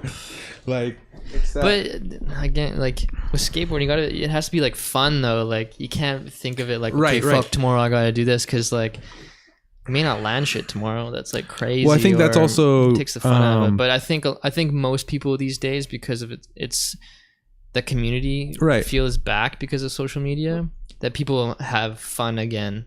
No, exactly. They're not looking at it as the way our old asses would be of going, man, like you gotta create shit. Bangers every day. No, they're like, no, we're going out and filming. Like, we're not even thinking about filming. It's just like, we're just going out and having fun. Yeah. This isn't even being thought of as an auxiliary thing anymore. Like going around filming shit while you're doing it. This is just like even us doing this right now. Yeah. This, I mean, I know either of us may have had like initial jitters or something coming into this because it's something new. It was just like, no. The world is broadcasted nowadays. Yeah. Like everybody anywhere could have more followers watching them make peanut butter sandwiches or whatever the fuck they're doing. Yeah. just because it's just, you know, that's the way the world is right now. Like, and People are can continue to interested be in everything because those It's communities, life, man. communities are everywhere and to the weirdest shit. yeah Like you're saying, making a peanut butter sandwich, but there's that stuff that we were talking about the other day, where it's like people like whispering and doing like opening bags of chips, right, or like right. people like where it'll be cropped on their mouth and they're just eating stuff. The Like ASMR stuff. That's the whole the whole bane of my channel, existence. right? Yeah, for sure. But Like there's an at first eclectic you group may of be people. quick to judge and be like, what the fuck? Like Yeah, this is yeah. what this person fucking does. They're eating shit, like, Yeah. and it's zoomed in, or they're whispering weird shit. No, I think if anything, man, I think that the broadcasting of all this shit, and any of it, is just showing the world that we're all like, either we're all one and the same. You know what I mean? Like, there's people that Because are out someone's there. gonna see it and they're gonna be like, holy fuck, like Yeah, I yeah. like doing this, Yeah, right? No yeah. matter how weird or obscure it is. Dude, the you shit that you know? find out that there's not extreme sports, but like professional sports of nowadays and shit. Like, there's some random ass fucking Professional sports, I mean, just there's even the only one that initially speed came. walking, right? There's some, yeah, dude. There was Is one. that in the Olympics? Yo, no, Am I there's tripping? speed climbing now. Have you seen this shit? Speed climbing, no. Olympic. So this speed is an Olympic thing Yeah, too. this is gonna be in the Olympics now. Oh, it's going to be. Yeah, this is so. Oh, bro. Okay, yeah. All right, yeah. World's You throw this up fastest for the sport. people. Let's go for the one that goes 3 weeks. Let's go. Ba-da. Yeah, watch this shit. Speed climbing. Speed climbing, my dude. So how'd you come across this? I'm a person of the Just internet. going down the rabbit hole. I'm gonna expose you to some fucking weird ass shit I'm on gonna this show you some podcast. shit. Yeah, just so you know. So watch this shit, man. Do they have audio on this? Where is There this? we go. Whoa. Yeah, look at this shit, bro. And that cable isn't pulling them up. That's strictly just the safety. yeah. Yeah. Like, what? Like, here I am, like, struggling to get out of the bed in the morning sometimes and shit. Oh, and then they have to tap that. Yeah. Oh, I see. So it's all timed. They're calling it the fastest sport. Look at these girls, man. The fastest sport? Have Yeah. you watched skateboarding? Yeah, I Like, know. That's what what the they're fuck they're you calling mean? it. They. How do you track an How- object hey, flipping? Hey, wait a minute. How about football, where the average play is only 3 seconds? Yeah. Or like people flipping, like when they're diving, they do crazy flips and shit. Yeah, people are funny, man. Look, I can't even follow it. It's so fast. Like, what do you mean this is faster? I can get to the top before they do. What do you mean? oh man, it's so funny. Like they just With my gotta- eyes, I mean, like, you know, Oh yeah, like, 100%. there's no way that's faster. It's crazy as shit, Yeah. you know. But But like, so is normal climbing an Olympic thing? right? No, right? No, Is no, it? no. I don't think so. Is it? So just because it's labeled speed climbing, all of a see. sudden it's like Climbing. it's got the panels. Although, dude, approval. there's some crazy shit in the Olympics that I didn't even know was in the Olympics. You know, the BMXing is in the Olympics now. yeah. And like, But the like half no, pipe. yeah, no. It's like this weird pump track shit. Oh, like when they're BMX pumping racing. racing, yeah. Okay, yeah. Yeah, and then they have like, what the fuck is this shit? I didn't look that up. Climbing officially added to 2020 Olympics, but is that speed climbing, or is this speed climbing just maybe a variation of what's Okay, been yeah. added? So this is the one, Tokyo. Oh, That'd be Tokyo, sick to Tokyo. go to Tokyo for this, eh? Sign me up. Actually, you know what? It may. It might be a little overcrowded. Yeah, but it's gonna be like. Although I'm large, I can just fucking plow you're like through. wanting to go there to experience Japan, but then you go, then it's just like a bunch of you. It's just like a bunch of Yeah, a tourists bunch of that- fucking gaijin. Yeah, it's You fucking know? gaijin, man. It's Fucking like gaijin. gringos, man. I don't want to Oh, hang out with my own kind. gringos. Yeah, no. The whole point of going is to experience the Be culture. immersed. Be immersed in the culture. Yeah. Fuck, man. Yeah, that one was interesting when I saw fucking speed climbing. I'm like, speed climbing in the Olympics, eh? Hold the phone. Yeah, what is this? Speed climbing. Dude, there's another thing that like I was looking at on my fucking phone here earlier that I saved. It was so funny. It's not so funny. It just goes hand in hand with what we were talking about. It was, you know how we're saying collaborations between everything? Oh, of Yeah. course, it's not going to be on my Instagram feed because Instagram feed isn't actually a feed anymore. It's an advertisement spree of what they want you to see. Sponsored. But it's, whoa. Like there's a collaboration now between fucking Taco Bell and Kit Kat. Taco Bell and Kit Kat. It's a quesadilla. It's a chocodilla or some shit.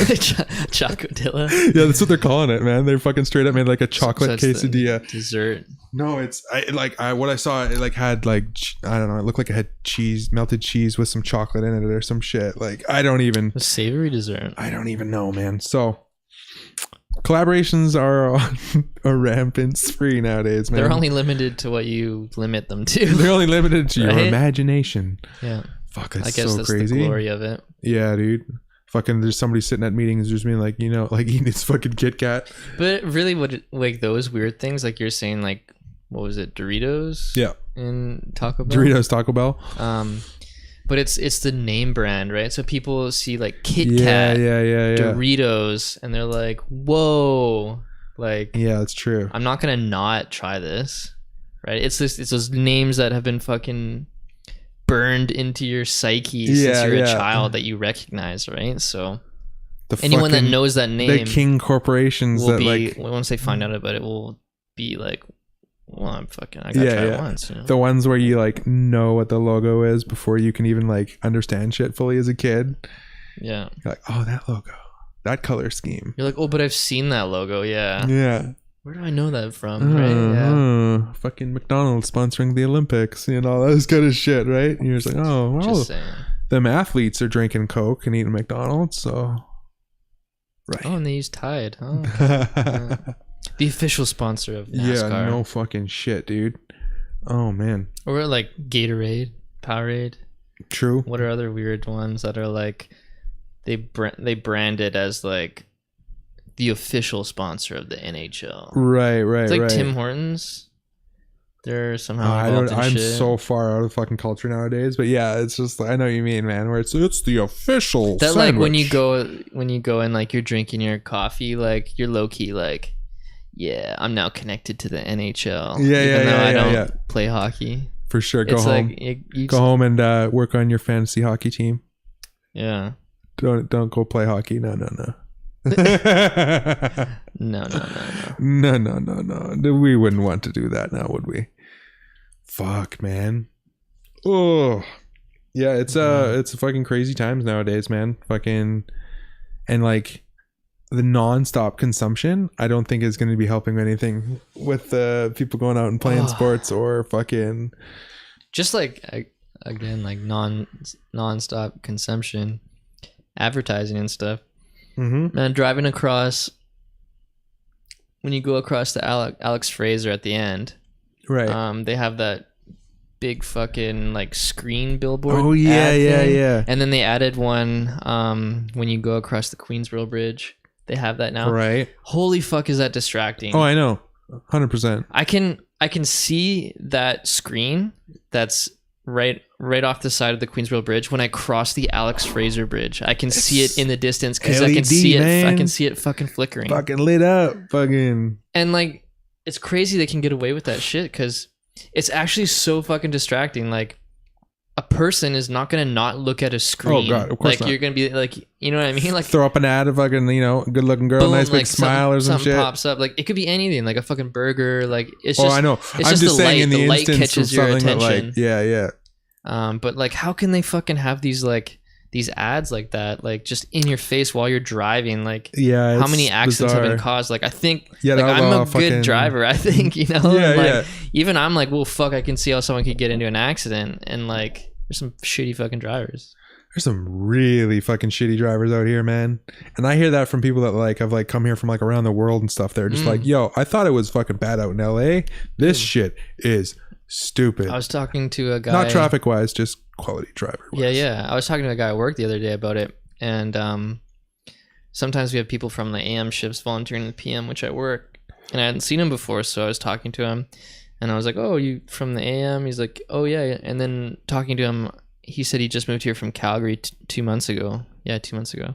And I was like, laughing about the winters and shit and how we don't really have much here. But he was like, talking about driving. He's like, man, there's some shitty. One of the first things he pointed out to me was, man, the drivers here are so much worse than Calgary. And I was like, what do you mean? He's like, dude, in every aspect, like, people cut you off, like they don't signal, they don't fucking shoulder check. It's like, people have crazy road rage here. Yeah, and he's like, you really gotta look out for people, man, because people just fucking swerve into your lane. Like, just he's like, it was the first thing that he noticed coming out here because he drove out here, and he's like, he's like, the people out here, man, they drive like, it's not like they're driving like lunatics. They're not fast and shit, but they're just so like negligent. And then I think the negligence, when you have to drive amongst it, you almost have to be a certain amount of aggressive for your own safety. Oh yeah, yeah. 100%. You know what I mean? So like sometimes you're just like, yo, I got to make this move to fucking I'm covering my own ass here. You're like, yo, I need to take this exit. Like, assholes speeding up so I can't get in. Or even the classic, like you can't even leave the buffer room in front of you now because somebody will pull in front of you. You know what I mean? You're supposed to leave 3 car lengths on a fucking like if you have one car length, people are like, dude, that are longer than you are gonna just go for it. When you went and took the test or whatever, it was 3 lengths on a regular road, 5 car lengths on a highway. On the highway, yeah. 1 car length maybe on a highway nowadays.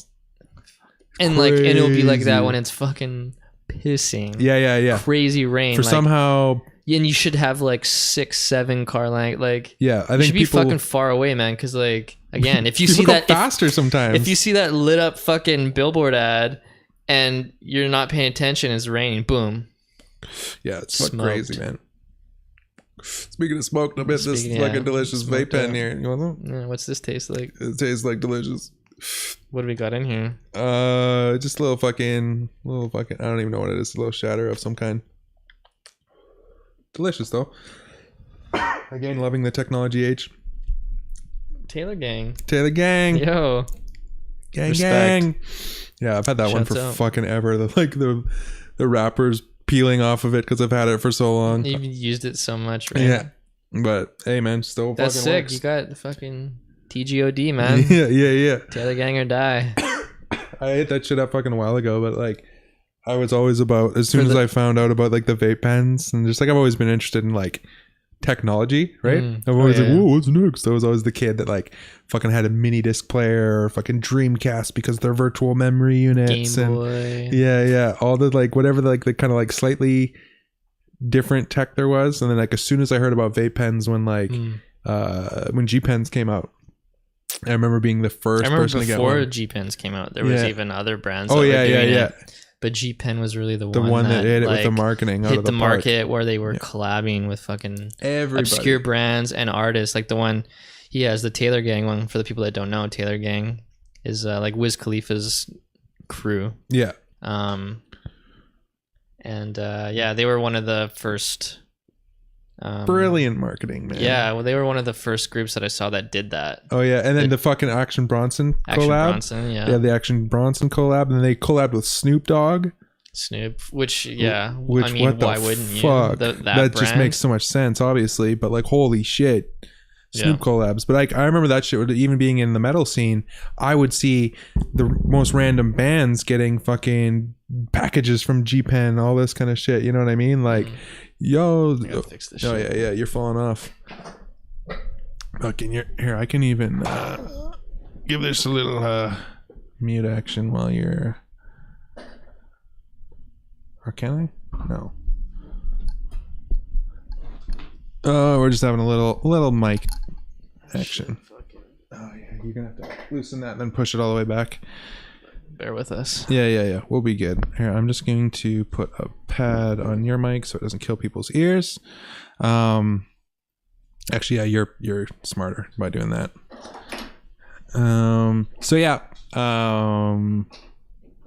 This has been going pretty good. I hope everything is actually rolling on the back end of the stream. That would be sick. Yeah, it still looks like it is. Awesome. Fucking my cats should be running around here somewhere, but I think they're being lazy today. Lazy bastards. You back? And we back. And we back. Sorry about that. No, it's all good. Fucking, I saw that thing sliding off earlier, and I was like, "Oh, really? I didn't notice. I just I noticed the mic was like slowly doing this, and I was like, "Oh, what the fuck?" Tighten that. It didn't fix it, and then I looked at the next thing. I was like, "Oh, tighten that." Then I realized it was totally just. All right, well, I gotta be the guy that has to leave the podcast for a piss for the first time. Guy. God damn it! talk about the shit. After we fucking talked about it, I know. We made a point, bro. All right. I need to take a drink real quick.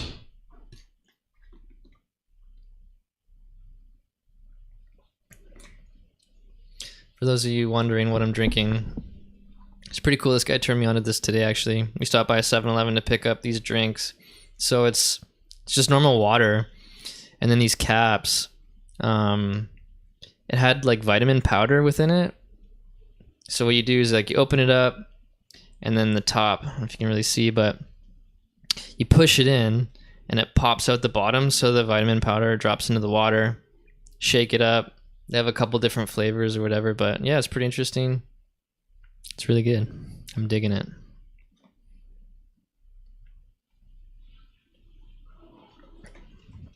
This one is, I forget the label. It's like mango something, but yeah, it's really good.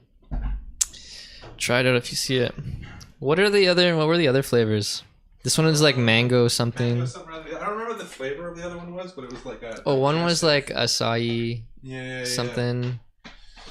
Oh, jeez, fuck that other one. It was like blueberry something. All of the relief. But when you drink all of the caffeine and excitement for a podcast, and then you're like, oh yeah, what comes in?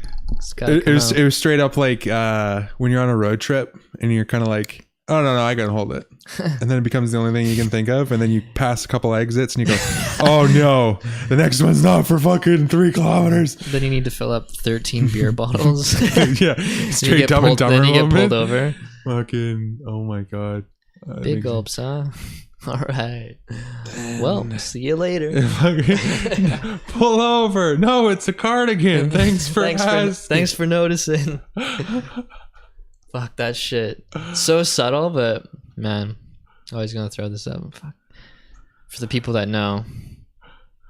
No, it's a cardigan, but thanks for noticing. Yeah. What is this, like my Killer favorite boots, man. Pull your vehicle to straight the up my side of the favorite road. movie of all time, dude. Yeah. So good. For the people that don't know, we're huge movie buffs, Yeah. and probably 40% of the shit we say in a License day and is registration, quoting please. shit we've seen. Yeah, so we'll try to drop some movie references here and there, Yeah. and then fill you in on what But the then actual we'll show reference it is. to you. Yeah. So, We'll say something and be like, oh fuck. oh yeah, Nice. but you may not know. You fellas Yeah, been you may doing a not bit know of what the fuck we're boozing, talking have you? about. Sucking back on boozing, have Grandpa's you? old cough medicine? No, oh no, sir. Oh, sir, no. Well, what's that? Fuck, man. What about You those? shut your mouth if you That's know it's nothing, good for you. Yeah. Well, you aware that it's against the When they law to have describe an open alcohol their car when container they here get in the away, and state they're of like, Pennsylvania? "What was the car?" And he's like, "It was a 80-something sheepdog." Sheepdog. He's guy's filling like, it out, "What?" man.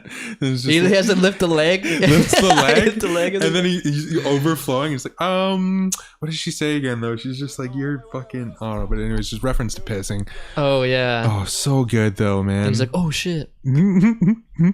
Fucking And he best movie. gets her number, right? He's like asking for it. She's just rambling on, and then This he face. fucking he lights the match to light her smoke. Yeah, and then dude. he throws it down. And he catches his leg Just on fire. give me the goddamn number. All right, if you're gonna be pushy, forget it.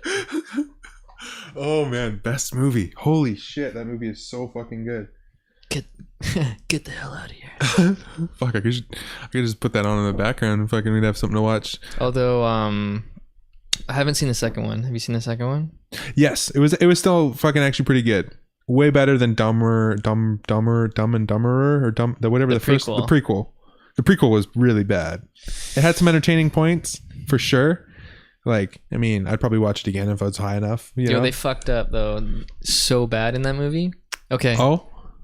Dude. Oh shit. Okay, so Fill me in. the original Dumb and Dumber, I'm right? going deep. The end, right, with the bus of the Yes. the bikini models, Mhm. right? You know when he oh wait, was it that part? Oh no, when he comes back on the little moped, right? And he's walking down the highway alone. Right? And he's like, "Where the hell did you get that?" Right? And then he's like, "Traded kids straight up," you know, has that whole monologue about it. Amazing scene. And then he looks at him and he goes, "Just when I thought you couldn't get any dumber, you go and do something like this." And then there's like that pause when he has the straight face and he's like, and totally redeem yourself, right? Okay, that. Oh. They basically recreated that in the Dumb and Dumber, That's or the right. prequel, when they were, one of them did something, they were mad at each other. There's a scene where fucking Lloyd steals this polar bear, this stuffed polar bear from a museum to try to cheer Lloyd up. And they're in a stairwell. And so Lloyd's looking up. I think I actually remember this. Lloyd's looking up at Harry, and he has it. And he has it to try to cheer him up. And he's like, oh, like, and they use that same thing. He's mad at him. They come together, and he even says, just when I thought you couldn't get any dumber, you go and do something like this. Literally, even use the same fucking line. And then he pauses, and then he's like, get over here, man. And they just like, then it's like everything's cool. But you're like, if you've seen the first movie and you're a fan of it, and they steal that line, you're like, oh, it's coming. You're like, at and least then give they me just, that satisfaction. Boom, they didn't fucking do like the totally redeem yourself, that thing. I remember Mike and I like, that's a fail. Fucking were like pulling our hair out. We're like, and they were saying, the actors that played like the younger versions, they were like, oh, we watched the original like 60 times trying to get like their character down and how they say things, their mannerisms. Yeah, exactly, right? And I'm like, dude, if you've seen that movie 4 times, you would have picked up on that fucking line. 100%. So I'm like calling bullshit on like how deep you go into playing your character. There's you like fucked up, bro. That's like that's as iconic as the big gulp. That's as big as fucking like at the end, like with the girls on the bus, you know, and he's like, oh, you gotta excuse my friend, he's sort of slow. The town's back that way. Right, like those are the iconic lines of that movie. Huge. And that being one of them. Like, but I don't know, man, it's that could have, you know what, that could have been a fucking executive producer or somebody being like, you know what, we're gonna lead them down that road, make them say it in their head, and then give them something different. And it's just like, wow, that's your spin, eh? Yeah, and like, you're like, yeah. Didn't appreciate that. Didn't appreciate, bro. Just give me the line. No. Give me that Dumb and Dumber quote satisfaction. Because sometimes, man, fucking with those cult movies. Who's going to watch that prequel? Is the fucking those hardcore fans are going to watch the prequel, man. That's true. So that they want it. Yeah, the fucking the second one. I saw it in the theaters actually. I haven't seen it, but yeah, I've only heard that it's complete dog shit. It wasn't. No, multiple people I've asked had turned it off. Right. Like, don't get me wrong. I'm not saying it's a good movie, but I'm saying I've only asked like maybe 5 people, but I've heard 5 terrible reviews. But no, it was like, I don't know how it like. It still had merits. You know what I mean? Like, it was still like them giving some fucking shit back to the fans. You know what I mean? Unlike that kind of like what we were just talking about, where it's like they kind of bring in some quotes for you and like have some like scenario. Like I think I've only ever seen it once, so I don't even like remember a whole lot of it. But I just remember being like, that memorable? Yeah, it wasn't that crazy memorable. Like, it wasn't a cult classic like the first one. That's for sure. But was I entertained by it? Yeah. Oh yeah. Yeah. Especially as a Dumb and Dumber fan. Like, so but it's worth watching. I'd say so. Yeah. But mind you, I'm a person where it's like it's pretty hard for me to turn something off. I can find enjoyment through a lot of shit. You know what I mean? I mean to a point. Yeah. You know, I'm not gonna watch some fucking shit. But like, you know, like what shit? What shit? Fuck. What could I not watch? What's have you watched something where you're like, I can't do it anymore, man. Fuck it. I'm turning this shit off. Like, has that happened? Oh, to a movie not. I don't know if it's really happened in movies. Ooh, I'm very selective, and I go nostalgic like half the time. Sometimes, no, not half the time. Sometimes, about half the time, I'm nostalgic in like my movie watchings. Rewatch. Yeah, so I do lots of rewatches. Most of the time, because my movie watching nowadays is all it's background movement. I don't really have time to like sit down and like dedicate, because if I'm gonna watch a new movie, I want to take it in, right? It's like that. I'm gonna throw a fucking Dumb and Dumber dude, on or Superbad in the back because I can. That's just my editing fucking thing. Shit. Yeah, that is my get work done shit. Like, I put some like it's cooking. Like, ooh, man, like when I'm fucking editing fucking my vlog, I can go through like 2 movies without even watching them, but like I'm watching them in the background of my head, like it's filling up that subconscious space. Yeah. Because music would be too investing. but like it's weird. So I'll put on straight up. You know exactly what's going on based on what you're hearing. Exactly. Like, I know what the scene looks like. So then every once in a while you can look up for the chuckle scene or whatever, right? Yeah. You know, just I know, to, like someone doing a gag or something. yeah.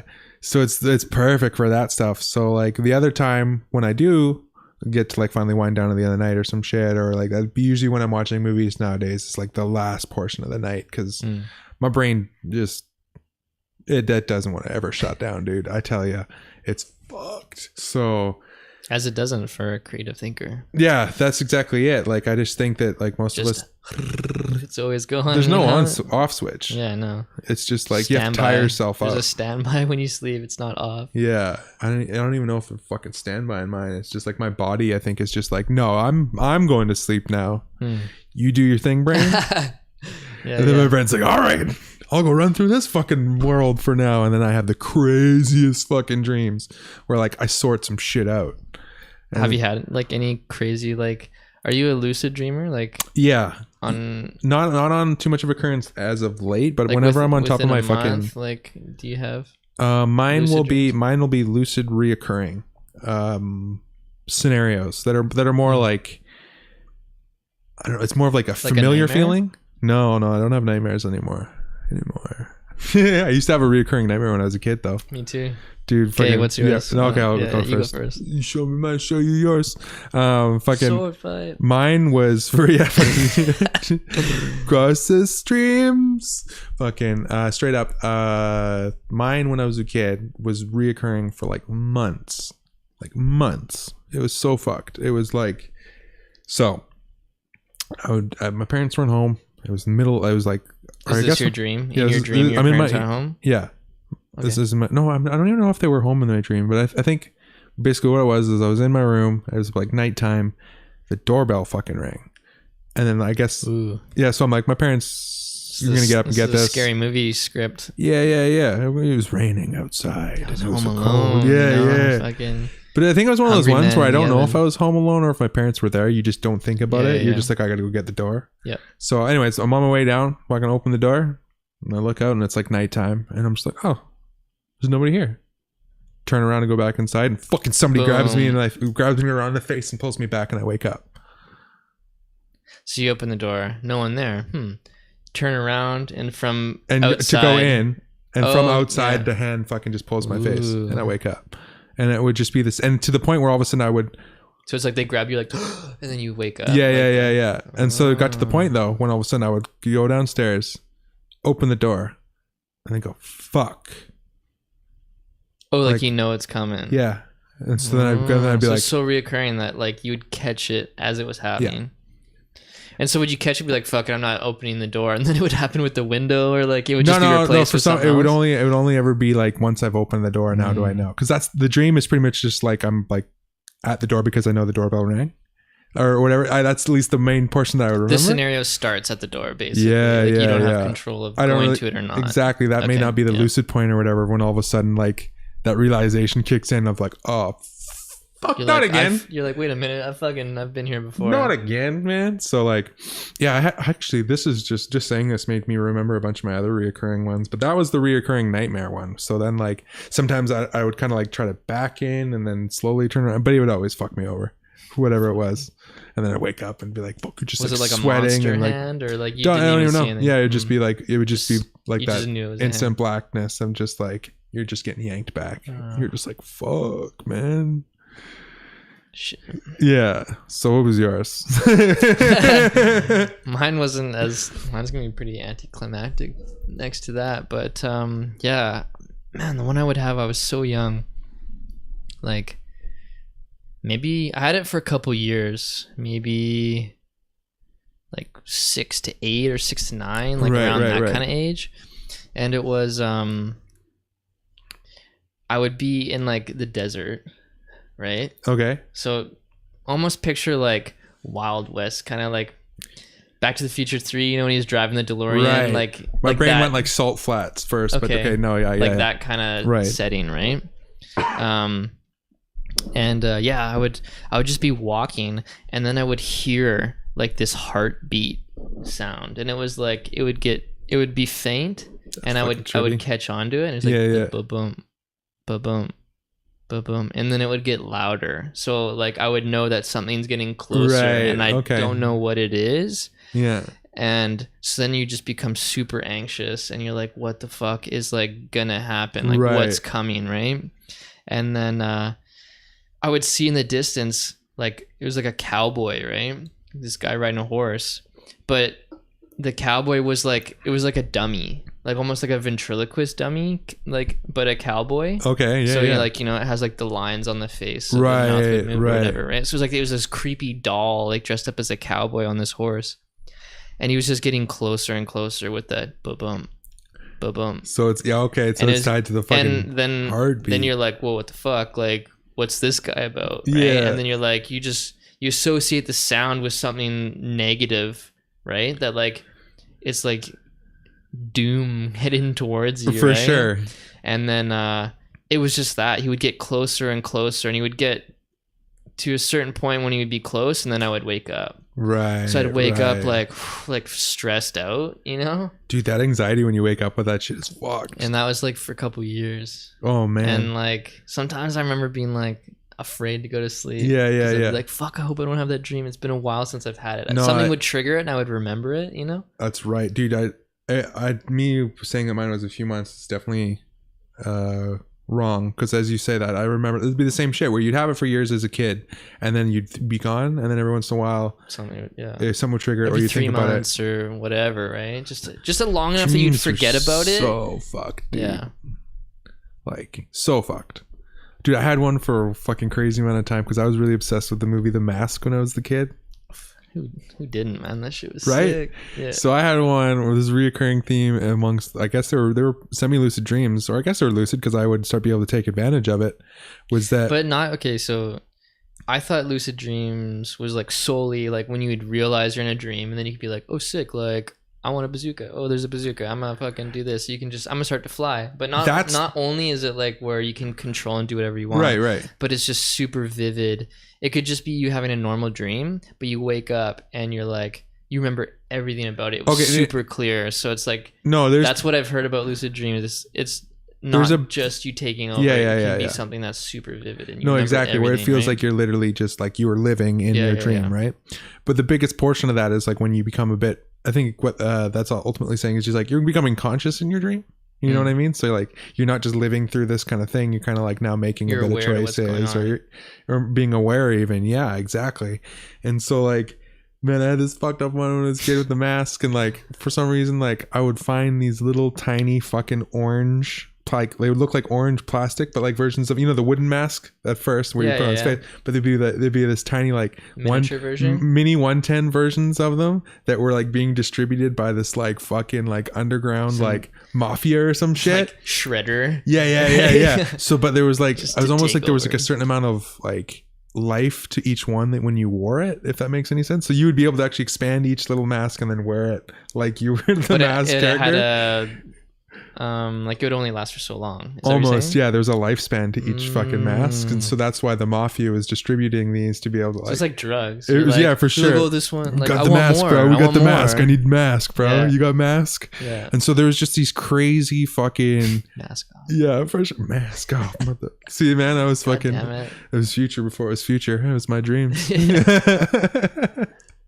But it was fucking crazy, man, because I would go through these things where all of a sudden I'd go into my dreams to go on a search for mask, to go find the mask, and find bags full of the mask, and then go fight all these. You just stockpile it just on ice. Well, no, because I would go fucking fight this mafia and shit, and I would in this like Sin City-esque just world the where it nameless, was like faceless goons. yeah, it was so funny. Well, some of them I remember would even have like their own characters of like a mask, like a a henchman would always have a mask that was Like like Slipknot. Everyone has their own customized almost, but like mask. the ones that would be like in like say in Batman, the villain, the Penguin, all of his henchmen would have a kind of a penguin-esque vibe to them, but they wouldn't be quite a penguin, or they'd be like like Got Mr. stormtrooper Freeze. masks. So we're gonna wear fucking snow jackets because our boss is cold. Like, Dude, that's fucked that you brought that up, because that album you were playing, the cover art, when I was like, oh, that kind of looks like one of your designs. Right. I also was like, yo, this kind of looks like Gotham, but specifically from Batman and Robin, with the neon lights, Mr. Freeze, the fucking. So that's funny you referenced that, because I was thinking about that. No, who did those movies again? Was it? Who directed them? Yeah, I forget. It's a fucking. I'm not sure. I gotta look this up. But yeah, he fucking did the. That was George Clooney. Batman Robin, right? That was when Batman had nipples for the first time. Alicia Silverstone. Hang on a second. I gotta fucking. Okay, while you look that up, I'm gonna be that guy. I gotta take the leak. Yeah, it's all good. I'm gonna use this point. Yeah, he'll show you this. I got some shit to show. So this guy runs the bathroom. I'm gonna basically show you one of the most hilarious points in time when Batman got nipples for the first time. So in this movie, was it Joel Schumacher? I think it was Joel Schumacher who did this series of Batman films, and they just kept getting more and more. I gotta look this up. More and more ridiculous. Oh man, that shit's so funny. Let me fucking give Batman nipples. Oh, that's fucking gonna do that. All right, well, I'd have to look it up on another thing, but man, Batman was a huge portion of my life, to the point where actually I have Batman tattooed on me right here on my arm with the Joker coming around the back. Fuck, I even got like Ninja Turtles and shit up here. But going back and watching these movies is so funny. One of the best things you can honestly do is Kevin Smith. If you're familiar with Kevin Smith at all, Kevin Smith played Silent Bob in excuse me. Kevin Smith played Silent Bob and also directed all of the, well, that whole that world of movies. But yeah, he does a documentary of all these different films, or not documentary, he does a commentary, and it's the funniest shit ever. So if you can do it and you're gonna watch these movies, sync up I'm saying Kevin James now. Kevin Smith, sync up the Kevin Smith audio while watching these versions of Batman, and it is like one of the best things you can fucking do. Have you ever done that? What are you thinking? Sorry. Okay, so Kevin Smith, Pink Floyd to Wizard of Oz. Yes, 100%. Fucking mushrooms, let's go. Let's fucking do it. So What do we got? Kevin Smith, Silent Bob, Yep. right? It's not even JN. You're just like, No, Silent Bob. you just cut it short. I know. Straight Silent You're Bob. like, I'm so fucking far ahead of you. I know exactly. Yes, yeah, I know you're in it. He's such a nerd. Like, he used to own a comic book store and the whole nine, right? That he has a bunch of I wouldn't even call them like let's plays, but like commentaries over movies. Like, where he'll play it. They'll have a podcast like this, and then they'll have a commentary. Like, they'll just talk about a movie. Oh, so rather than a fight, fucking. Yeah. Oh. So it's kind of like what we were wanting to do on certain episodes of this podcast, where we'll put on a movie and we'll just kind of like shoot shit about the movie while it's going on. Because that's what we do anyways when we watch it. Like, we just do commentary on it. Fucking exactly. So that might have even been one of the subconscious ideas for it, is this Kevin Smith thing. Because like, I watched a bunch of times years ago where he'd be like, all right, we're watching the movie now. And then they'd kind of explain the first few scenes so that you can sync up the movie with them. And so then you watch the movie and then you load up the YouTube video or whatever it is of them talking it. Okay. And so you get their commentary over the movie. So they'd be like, look at the bat nipples. Yo, that's and all this really shit. Smart, actually. And it was like so entertaining. So I was just telling people, I was like, as I showed them the bat nipples, I was like, yo, you got to do that. Sync that shit up, because it's so funny, man. Like, him and like he'll have like a couple buddies over or some shit, and they'll just fucking it's so great. And he's done it for all the fucking the Batman movies, and I think it was Joel Schumacher. Ooh, might be Schumacher.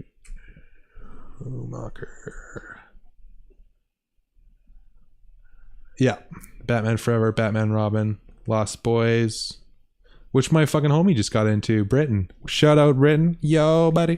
Just got into the Lost Boys movie. Yeah, his like he just bought it because like everybody was like, yo, you need to see this, yada yada yada, and he was just like, whoa, what? You've never fucking. well, my brain was, I didn't know. I was like, what's Lost Boys? And then when I went and looked at the fucking images, it's like, oh my god, like having all like the little synapses firing of your brain, like not knowing what the movie was about, but all the scenes re-triggering from the like fucking vampire. Yeah, exactly. Cool, the fucking greaser vampires. Exactly. So Right? my brain all of a sudden like being like, oh yeah, that.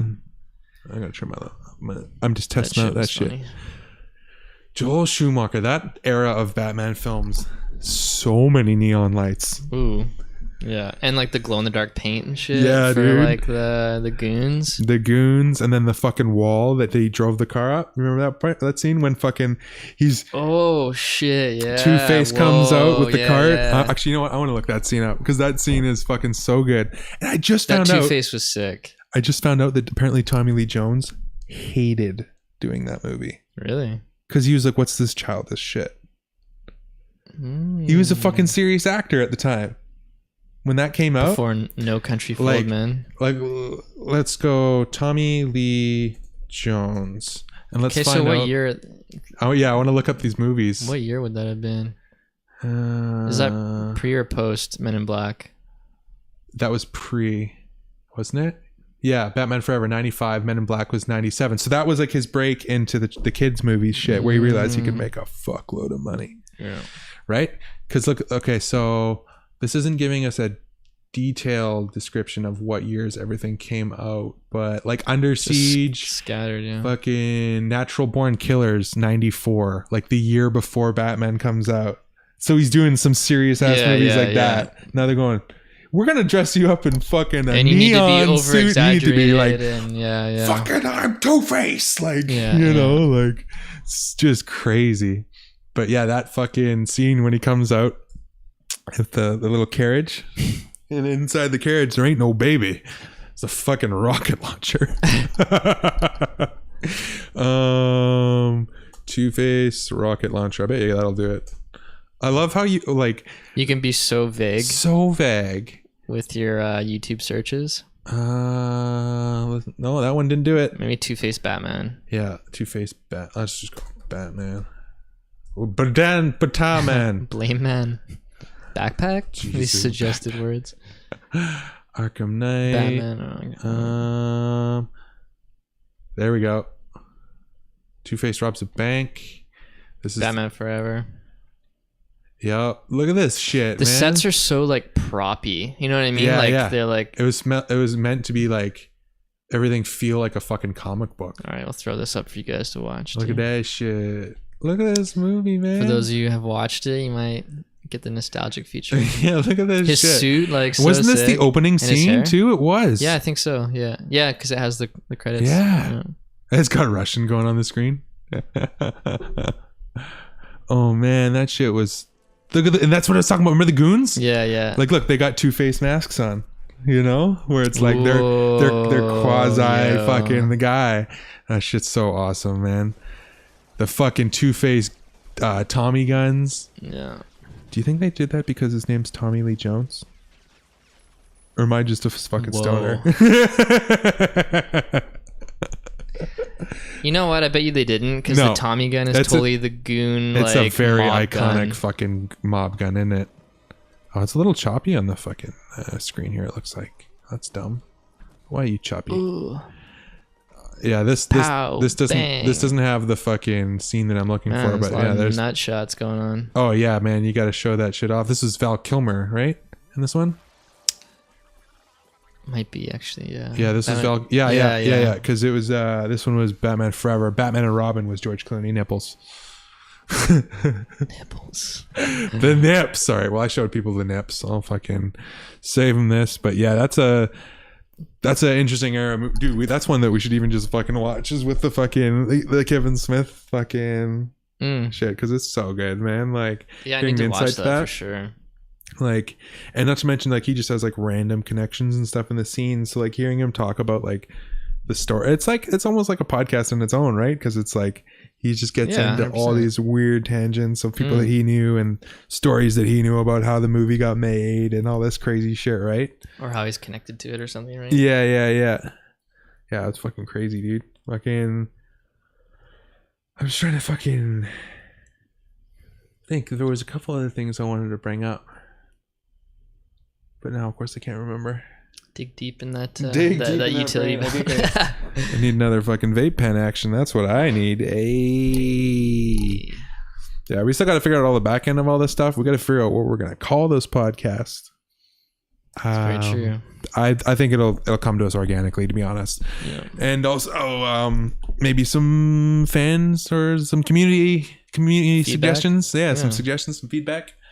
Oh, I'm getting old, Jim. I'm not getting old. I'm just fucking old Jim and the fucking Stevens. What? Is that the name of our podcast? Could be. Fucking yes or no, folks. Yeah. Fuck, I don't Hot or not. Too hot to trot. Fuck. Being sore and shit. What's your like workout regimen these days? I remember you were like pretty active with the kettle.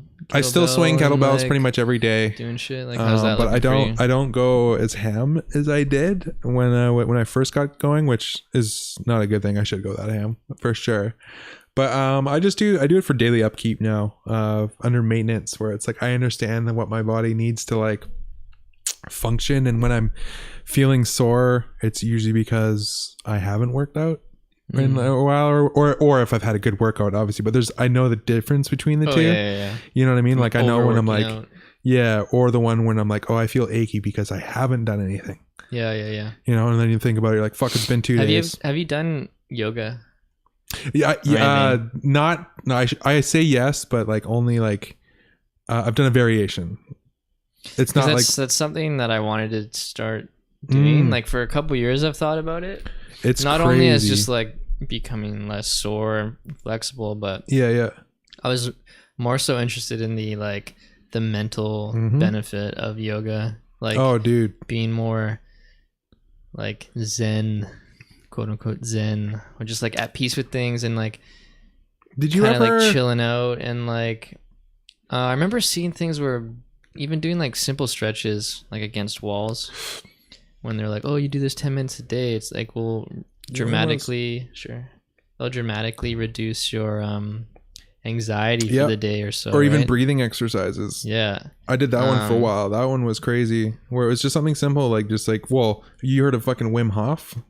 Yeah, dude, that guy is crazy. He actually not only believes, but scientifically has proven that with proper breathing techniques you can like change the physiology of your body. And he did Mount Everest, right? Barefoot and shorts, no shirt, yeah. And he's like in his late 50s, I think. Yeah. Fucked, man. Is it Dutch? He's Dutch, right? Dutch, yeah. Yeah.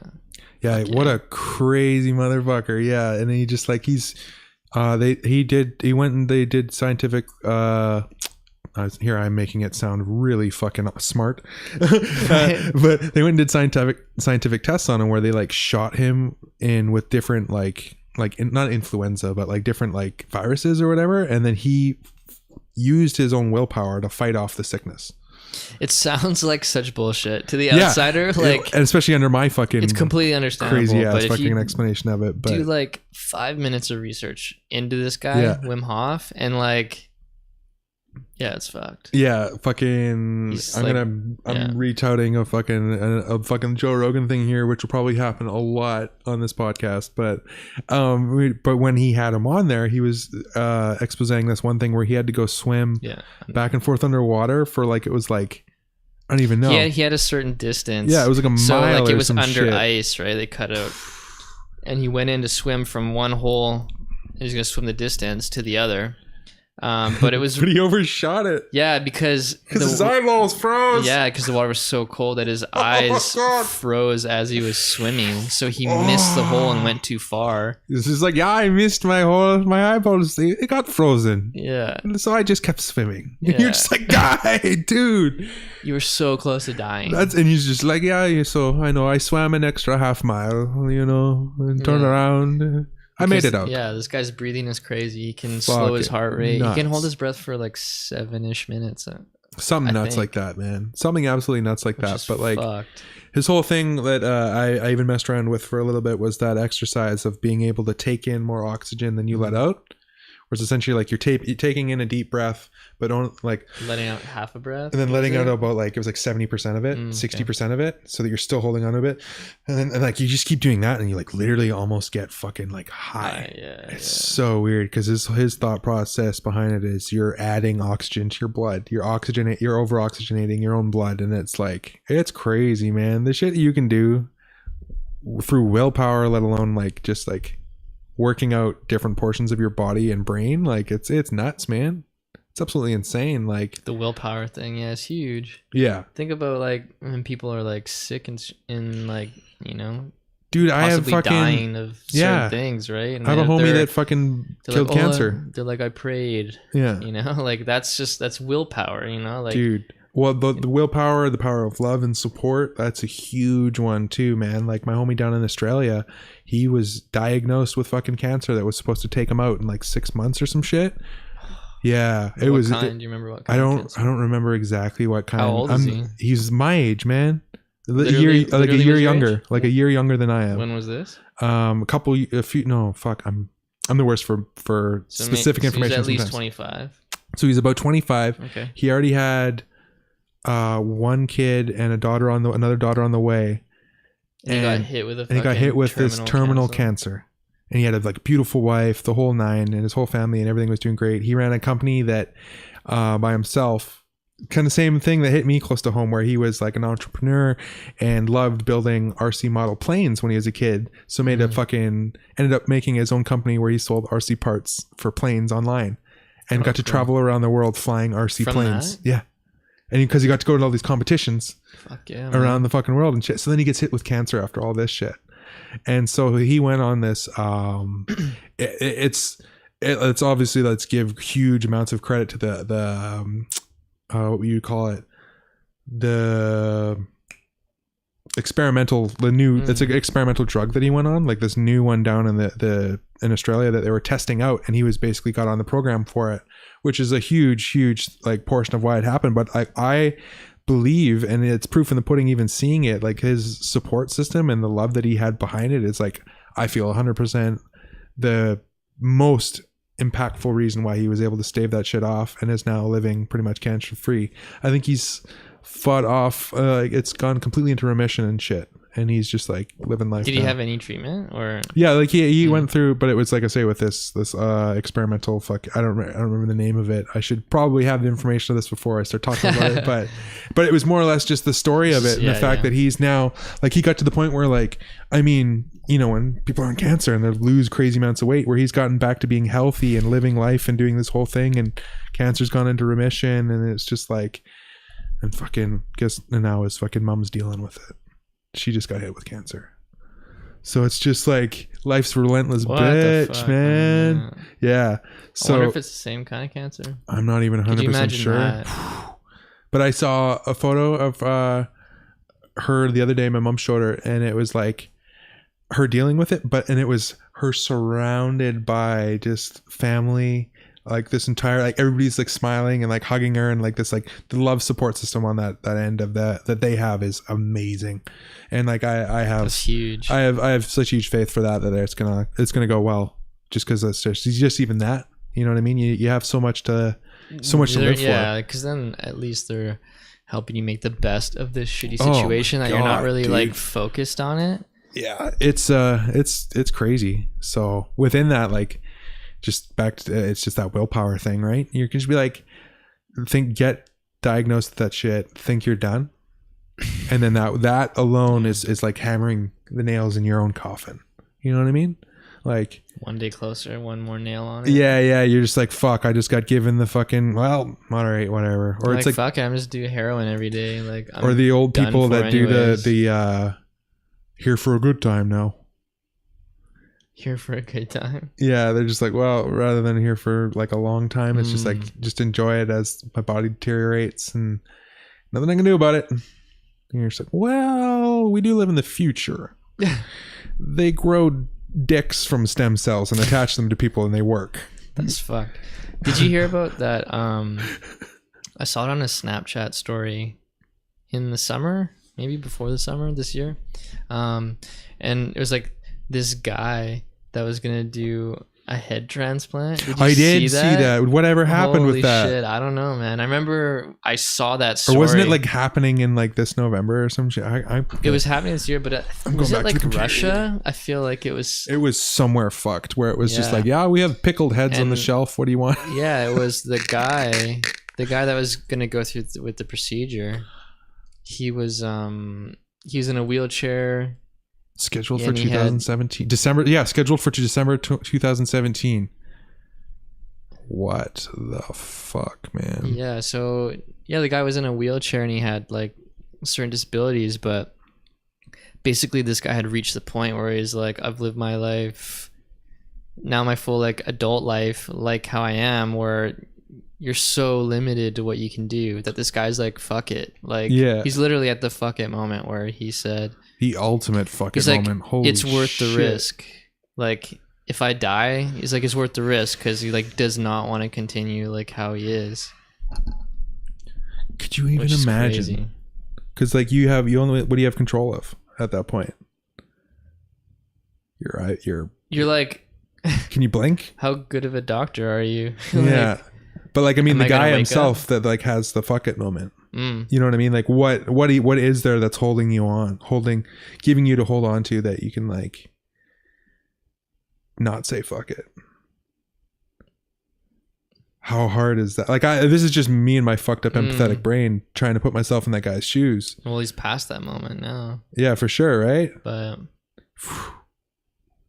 he reached something, like happened where he reached that point where he was like, yeah, fuck it, like literally fuck it, I'm over this. Like, every morning I gotta like convince myself, but he's like, it's not worth convincing anymore. So like, I wonder what had happened. Something, dude, there's so much of that shit that like, and I'm glad that there's being a lot of expose around mental health nowadays, because like, I mean, we're seeing it in the media, how many people have just recently fucking killed themselves because of like mental health shit in the background. We're like, well, they looked happy, but they had all this money. Okay, guys, like that's your right, that's your measuring stick for happiness. Fuck off, you know what I mean? Like, fuck off with the guns. Sorry, Trailer Park Boys quotes. Just but yeah, it's seriously like, it gets to that point where it's just like, oh man, like how many people have we lost to it this year? A lot. Not even just like, it's just hard to keep track. That's exactly what the point. That's like, there's so many that you can't even like. You start trying to think of who the last one was, and you're like, who wasn't? Like, you know what I mean? Like, there's such off handfuls. The top of the head is Chester, Chris Cornell, right? Yeah, fucking the one that still just ever is gonna echo with me, because it's like, it would, you know what I'm gonna say?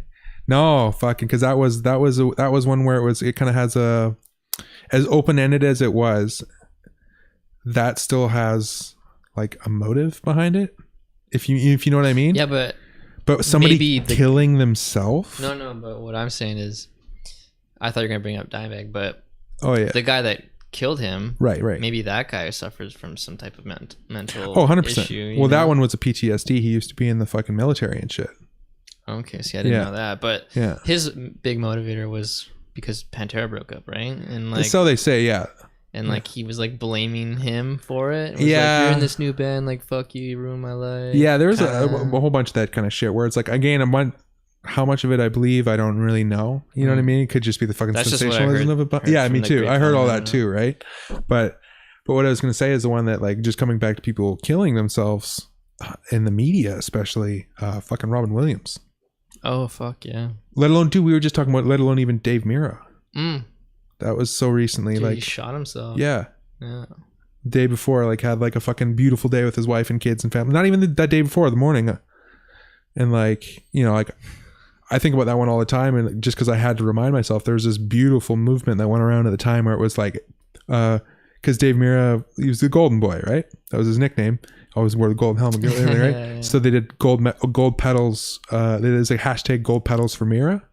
and you'd go you spray paint your pedals on your BMX gold. So I did it with this fucking boss. Like, I did a gold paint with a rainbow flake with a fucking a pearl clear on it. And so now every time I see my bike, I'm just like, shit. But like in a good way, right? Yeah. But yeah, like that. What brought me to that road was just like the Robin Williams, because that was our era of who's happy. Holy shit. You know what I mean?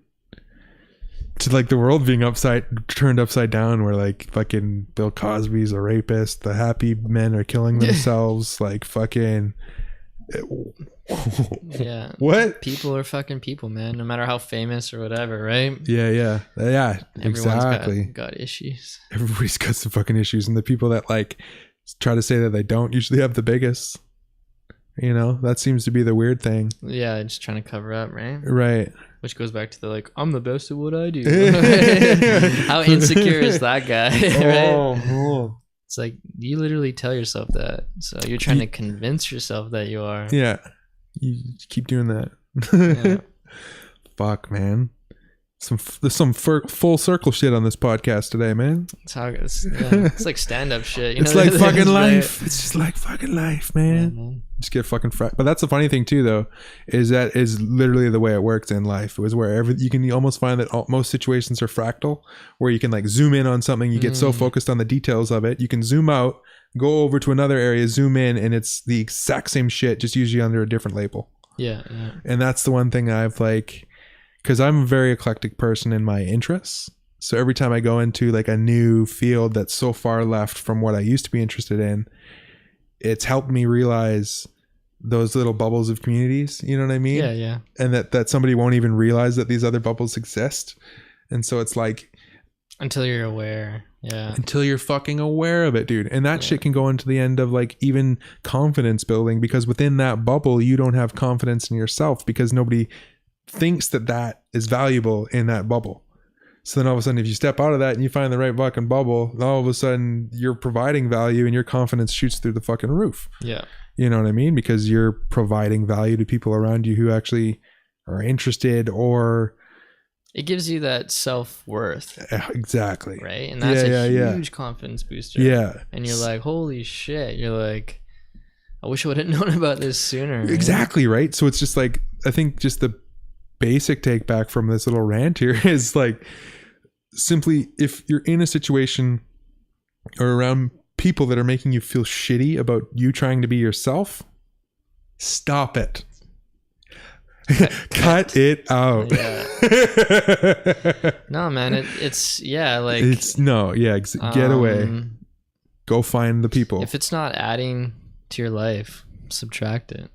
For real. Like seriously. Yeah, like, exactly. It's so simple. And it can get so complex if you let it be.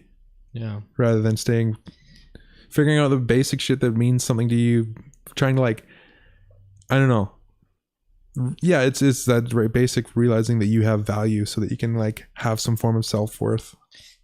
Yeah. Ultimately. Straight up. Yeah. Yeah, man. I noticed that too, like a lot as I get older, right? Like within the group of people that you surround yourself with, as the years go by, like my circle gets smaller and smaller, specifically for that reason. Yeah. But you're like not in a bad way. Why is there so much drama in my life? Like, yeah. I don't like, and then you realize that you take on other people's drama. We're just a reflection of the people around us and our environment, dude. Yeah. 100%. Like, I don't like ambient noise. You know, I like it pretty quiet. So for real. Like things are good lately. It's funny how that works though, right? Because like if you can remove a lot of the white noise, which is usually negativity and distractions. Exactly. And then use that when you realize you're like, I'm not getting anything from like these people in my life. Yeah. You know what I mean? Like you're and literally not doing it in a dick way, or no, you're just it's not like, it's just all I get is like headache or drama or leave with this like built up negative energy. It's a waste of time, like where you're like, fuck, I could have done something more constructive, or fully.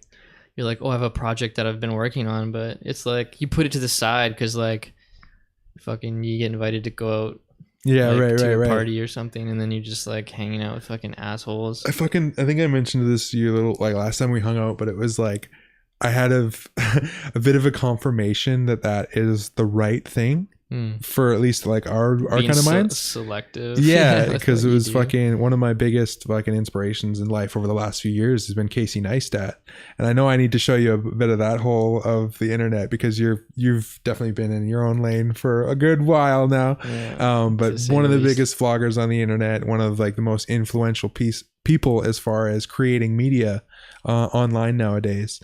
And his whole thing was that he was just like, he was hosting a conference somewhere. He gets flown around the world nowadays to just talk and tell his story, and he'll be there for like a day and then go home and then just like get paid crazy amounts of money to just like go on stage for an hour and be like, yeah, no, this is what, like this exact kind of shit almost, but obviously to a bigger degree because he's done some shit and he doesn't stop. But the whole thing that gave a confirmation to that whole mentality of like turning away negativity and like the people that are, you know, taking a bit of your time or whatever, was that he was just like, I don't have friends.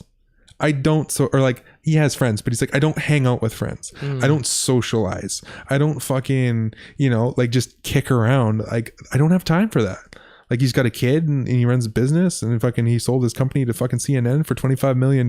So he's building his own online show for that. And it's the simple fact that the guy doesn't fucking stop. Yeah. You know, he wakes up every morning and goes and runs like 10 miles at like fucking 5 a.m. and does it in like, I think he's doing like 7-minute miles almost.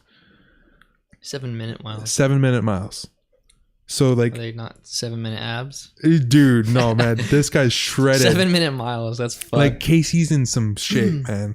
And his whole thought process was just like, he understands. He's fucking motivated. He's so motivated, and it's crazy. Like it's weird. And how crazy is that when witnessing or just seeing people motivated is motivating? Is fuel, right? Yeah. How fucked is that? You feed off that energy. So imagine these fucking people that you hang out with.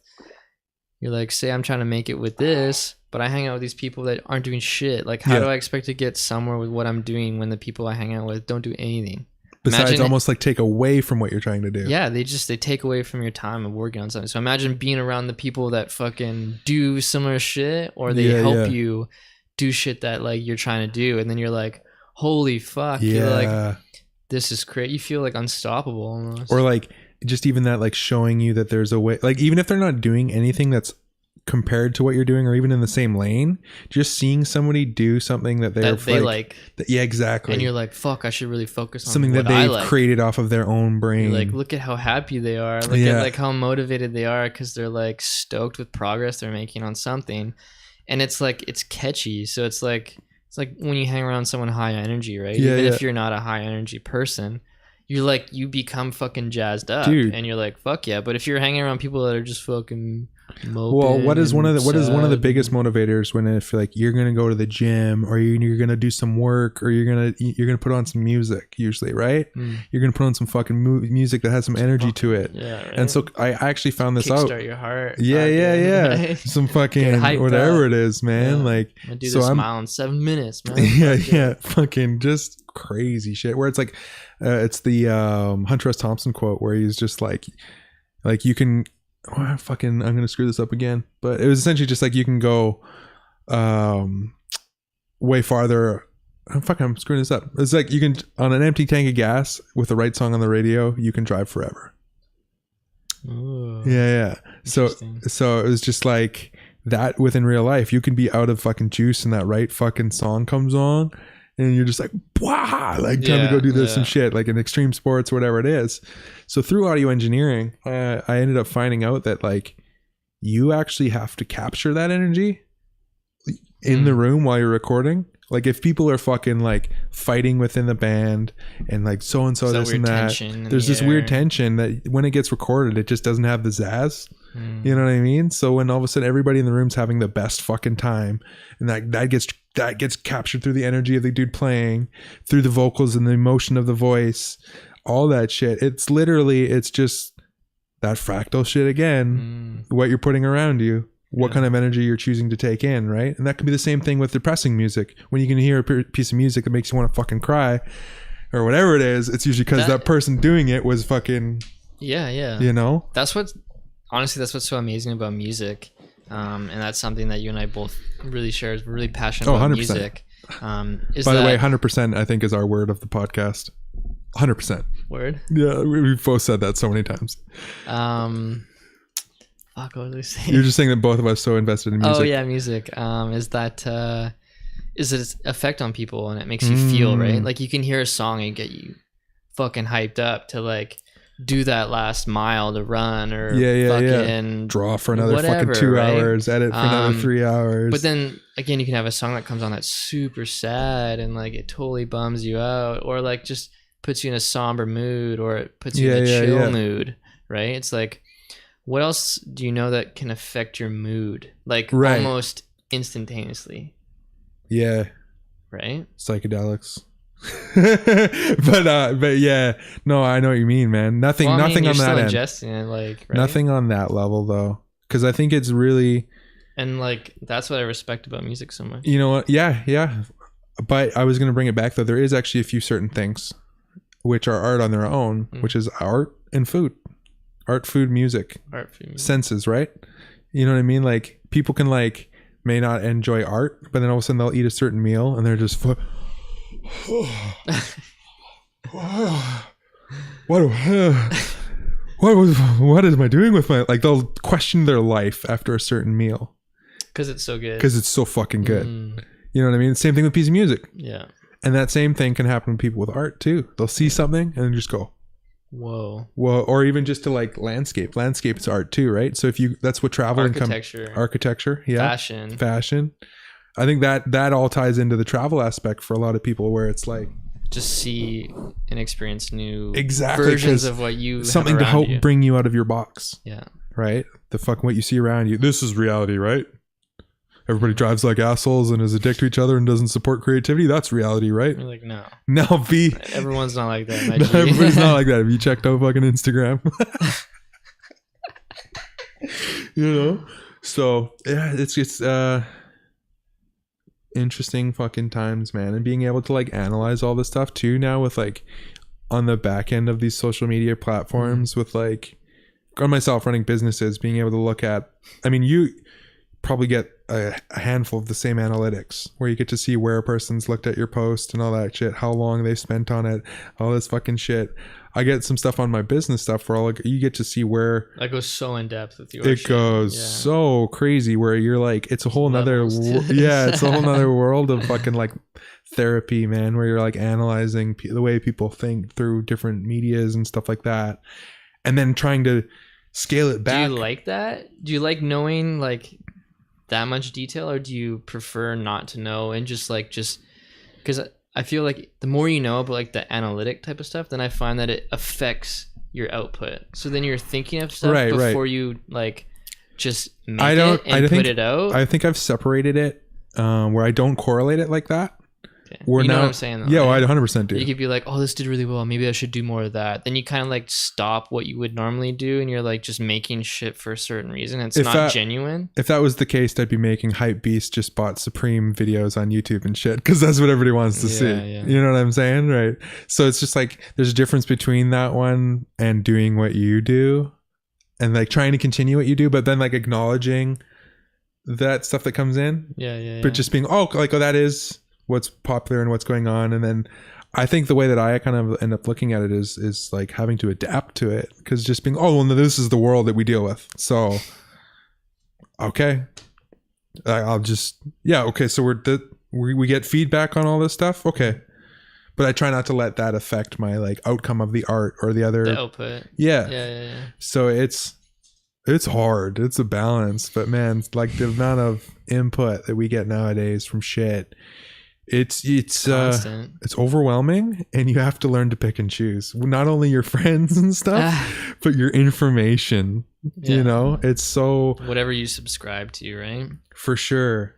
So yeah, it's enlightening, it can be overwhelming, but it's very informative, you know. So I just think that it comes back to even, I guess, the learning aspect is like we can't be afraid of learning it and taking on new things, because it's rewarding as fuck when you get on top of it and just be like, okay, yeah. And then you know, even just kind of like the simplest thing now of like this podcast being in its baby form right now with this webcam that It's I had to run across the zygote street. form right now. Yeah, straight up, right?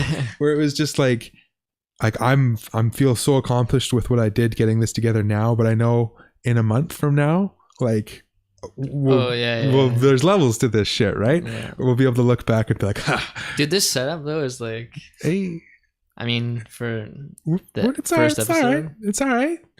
I mean, it fucking looks pretty decent, sounds pretty decent, I think. So, I mean, I don't want to fucking half-ass them, right? Yeah, for sure. I mean, we're off to a good start. Yeah, and fucking we're like, dude, we're almost 2.5 hours in.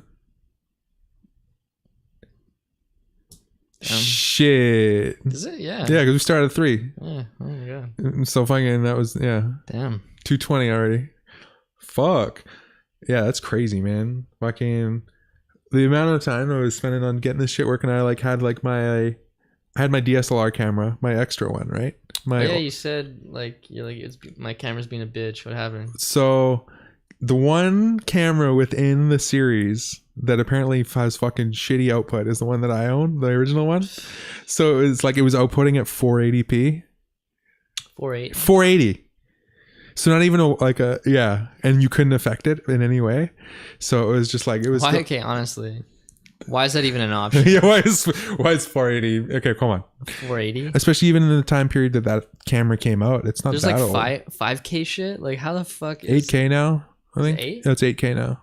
Yeah, that's why I'm like thinking I'm not even gonna bother buying a 4K TV. You know, just wait till the next one comes out. So dated. And yeah, It's like as soon as it like the idea is like where they think it's gonna take off, and then by the time they produce it and they 3D TVs. they put it out, it only what happened lasts with those? like, What it happened only with 3D lasts, TVs? Like a year, 2 years max for Yeah. this shit, and then 3D it's just, like, TVs boom, were on to around the for like next. 6 months. They're like, it's the future. Well, dude, think about it. Like how fast things go, right? Like I have the iPhone 6s. Yep, Right. So it came out with the 6. It's ancient. 6 it's plus. fucking ancient, bro. Then there's the 7. I've got 6S Plus. 7 plus. Now there's the 8 and like the iPhone X or whatever. Like within 2 years, you have iPhone like 10. I'm Is it- sorry. they call it 10? That's call it 10. I'm being that Apple asshole. But yeah, that's what they like. Apparently, even if you go to an Apple, if you're talking to an Apple employee or But whatever, they use an X, right? yeah. So they use an X, but they say 10. Yes. So, it's So this like, is where this fuck you, this man. fart whiffery comes in, where it's like straight up. Apparently, you'll be talking to them like, "Oh, can I pre-order the iPhone X?" And they'll go, "Shh," like straight up, like, "Shh," against the lip, and you're Yeah. like, what? It's iPhone 10. You're just like, fuck off. They're like, I'm sorry, you must be an Android user. yeah. Oh man. And you're like, no, And I'm it's- just fucking reading what it says. But to get to that point, though, I know what you're saying is that it's like it's so ever rampant in our fucking. By the time it consumption of comes out to the public, they've been working on the next thing. Oh, yeah. Like it's like whatever you're getting is fucking so temporary. Yeah, but essential to the next step. Yeah. Through funding and through trying out shit, it's through like- fucking R&D. That's just where I use my empathetic brain and for business, where I, even on the business end of things, where like I can look into it and go, like, I love the consumerism aspect of it. I love that everybody wants the next one. I love that everybody wants to be on top of the new tech, because that is what drives the new technology to come out faster. Yeah. You know what I mean? Is that if everybody was happy Fair with the enough. same phone, we wouldn't have the crazy ass phones that we have now. Right? So it's like the fact that we want faster this, we want faster internet, and then the want is giving fucking, creative people or people who have that mindset the option to like fill that gap, fill that void. There's something to work for rather than like a meaningless drone kind of living. It's kind of like, You just on autopilot. yeah. It's just like, no, you know what, man? Fucking whatever it is. Say if it's something simple as like, oh, fucking, god damn, I'm old. Faster internet or some shit like that. Like, They grease the fucking yeah, joints. that's what fucking water is for me nowadays. Just like fucking, I didn't drink enough water today. My joints are stiff. Like, Fuck. it's eh? bad, dude. It's also just the weather right now. Like, we're in this I was gonna crossover say, weather. yo, It's just when like, it's shitty cold weather and you're like all stiff and shit, like yeah, a little ridiculous. Fucking, oh, fuck, man. We've covered some ground on some podcasts today. I don't even remember all the fucking things we've talked about. Yeah, I mean, Coco, what are you doing? You want to come join the pod? Come on. There you go. Some cat sounds action. good. So this cat is actually named after, if any of you know the comedian Joey Diaz, massive fucking Cuban guy, one of the funniest men in the world. That's what this sweet little cat's named after. I have one cat that's named after Rogan, and this one is named after Joey Diaz. Well, his nickname, Coco. Coco. Funny as shit. Okay, I guess she's just chilling. Cool. Yeah, you'll see more of these guys on the podcast. Again, which we don't have a name for. I think we're gonna work our best to get this on like every platform possible. Yes. Audio, video, yeah. Fucking iTunes, YouTube, Spotify, YouTube. Here, I think, yeah. We've got some shit to figure out. A little bit on the back end, but it's have to fun as you go, right? Oh, exactly. See what people respond to you. Oh, fuck. I think the audio though. Yeah. Audio like by far is like 100%. the most popular, yeah. Yeah, that's what I hear, and it's funny too. They're making. You think people would watch it, but yeah, I think it's because people, I think like, I'm one of the rare shit they throw on the audio. Yeah, I'm one of the rare people I think that watches video podcasts. I love it. I watch some, but the majority is audio. I think format for me that I'm able to. Right. The reason why I started doing it was kind of even the same thing of like what I said with when I'm like watching movies in the background and stuff. Is I'll put a podcast on, but if I hear them like what we were doing today, brought up a few clips of stuff. Yeah. If all of a sudden they're like, "Yo, watch this," and then all of a sudden I can't watch this. Oh yeah. And they're like, yeah. For those of you not watching, he's holding up a gold. So he did a free flip nose blunt, and that means that you take your board and it spins like a barrel roll, but mixed with a 360 degree spiral. It's like you're trying to explain all this dumb and shit. You're like, fuck it, I don't know. Fuck How do you it. explain it. Yeah. So you just get to see the dumb shit, and you're just like, all right, I'm down with that. I get what you mean though. Yeah. Yeah. Sure. So that's why I always like that mixed media component. You know. Miss a lot of shit. So I think that'll be one thing that we're going to try to execute with this is like we'll do like we were initially planning like the mixed media podcast where some days maybe we'll be playing a fucking game or like we'll put a movie on in the background or some shit. We'll do some commentary. Just the shit we normally do. Exactly. Commentary over movies and video games and just fucking. Yeah. And with on those ones, I think out. we can be more community heavy and like on the actual Twitch page, like chatting with people, putting up polls and stuff like that. Because I think that would be part of the fun, right? Oh yeah, getting everyone involved, right? Yeah. Anybody that wants to come experience the live portion of it can come watch the podcast live on Twitch, communicate with us on the chat and shit in there, and we'll have all that kind of stuff like little fucking or watch it after the fact, YouTube, or watch it and then, exactly right? Yeah, so we'll have little pockets. We'll have some people that'll be keeners and they'll be wanting to watch it live and shoot the shit with us, and then anybody else which we encourage and we're stoked for. Hell yes. Hell yes. It'll be fun. Yeah, fucking collabing with the fans essentially, right? Fucking just showing that we're all fucking people. We're just fucking deciding to create a bunch of shit and hang out with y'all. Doing it, so yeah, exactly.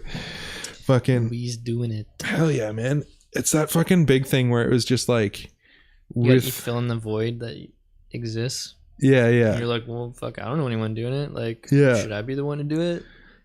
I guess. Fuck it. Well, and exactly, man, and like having talked about it.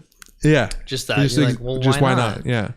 Just for the sense of creating. Like that's actually a line that I'm going to be doing with my companies, with my clothing company, Create Dreams, is I'm going to be doing a line that's just simply create more, where it's just like, no matter what you're into or like whatever it is, it's just like create more. Just create fucking more.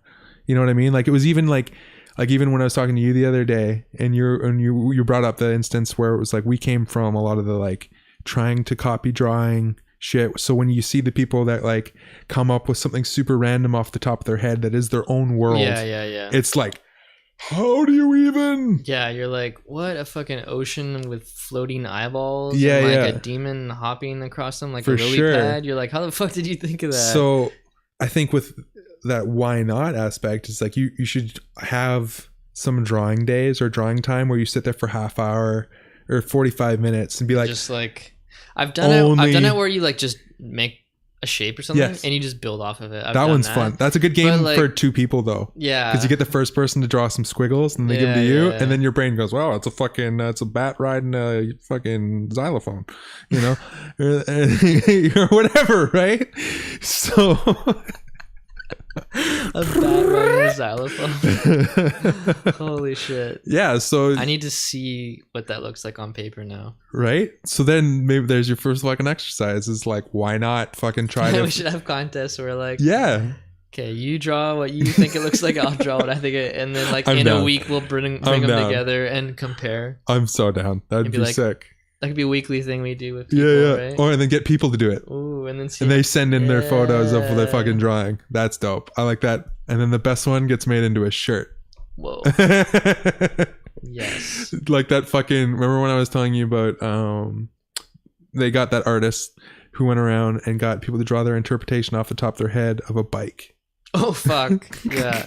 So When I for- brought that up, I didn't even know that was a thing. And then you were like, thought I was talking about that. Yeah, thing, yeah. And I was like, wait, what? and then I'm like, wait a minute. So I'm gonna explain this You're one. like, wait, we're talking about the same thing, but you don't know what I'm thinking. Yeah. You're like, whoa, whoa, And whoa. just bring out the internet proof. So what we're rambling on about here that people may or may not know about is this fucking, it's so awesome, is that like We were laughing about like how we draw from a point of reference, right? So Yeah. if you don't have a reference, you don't know exactly what it is, even if it's like a commonplace object, like a fucking fork or a spoon, or like something simple as that, to something a bit more complex, like a bicycle. Yeah. And there was this basically which this. you don't realize is so complex Is until you try very to draw it complex. without a reference. So there was Yeah. this thing where this graphic artist or graphic designer, I think, yeah, she was graphic designer, got people to draw off the top of their head what they thought a bicycle looked like, and then she did a 3D rendering based off of the drawings that these made, and so they look like real renderings of the bikes. They look like And it was- pieces of art. I'm gonna just quickly bring that this you would up walk again. into, Fucking, I know a I have the gallery and ability, so I'm see. just like, people need to see this shit. But it was amazing, man, just to be because like, she did it. She to her best ability. Yeah, she yeah. rendered it. It's yeah, and it's so sick. Like the designs are actually. oh yeah, so some on of them are point. legit as fuck. Yeah, Okay, so and it's interesting to see different people's thoughts.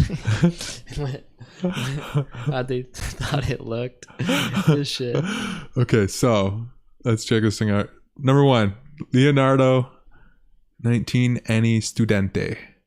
Okay, so this guy's drunk, and then that's what it would look like as a And real that's bike. what it would look like as a bike. So this one, these guys straight up forgot the sprocket, the pedals, everything, the entire Pedals, yeah. basically The you triangle- forgot the whole the back triangle triangle of the frame support, and then the fucking the rear tire is attached to where the sprocket would be. This is amazing, man.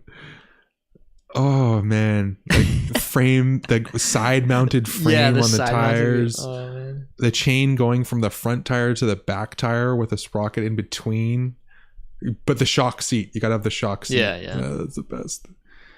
Wow. The seat, it almost looks backward, like Oh man, the and way it's funny it's because like framed. the shit, it's so close, but like so far Yes. that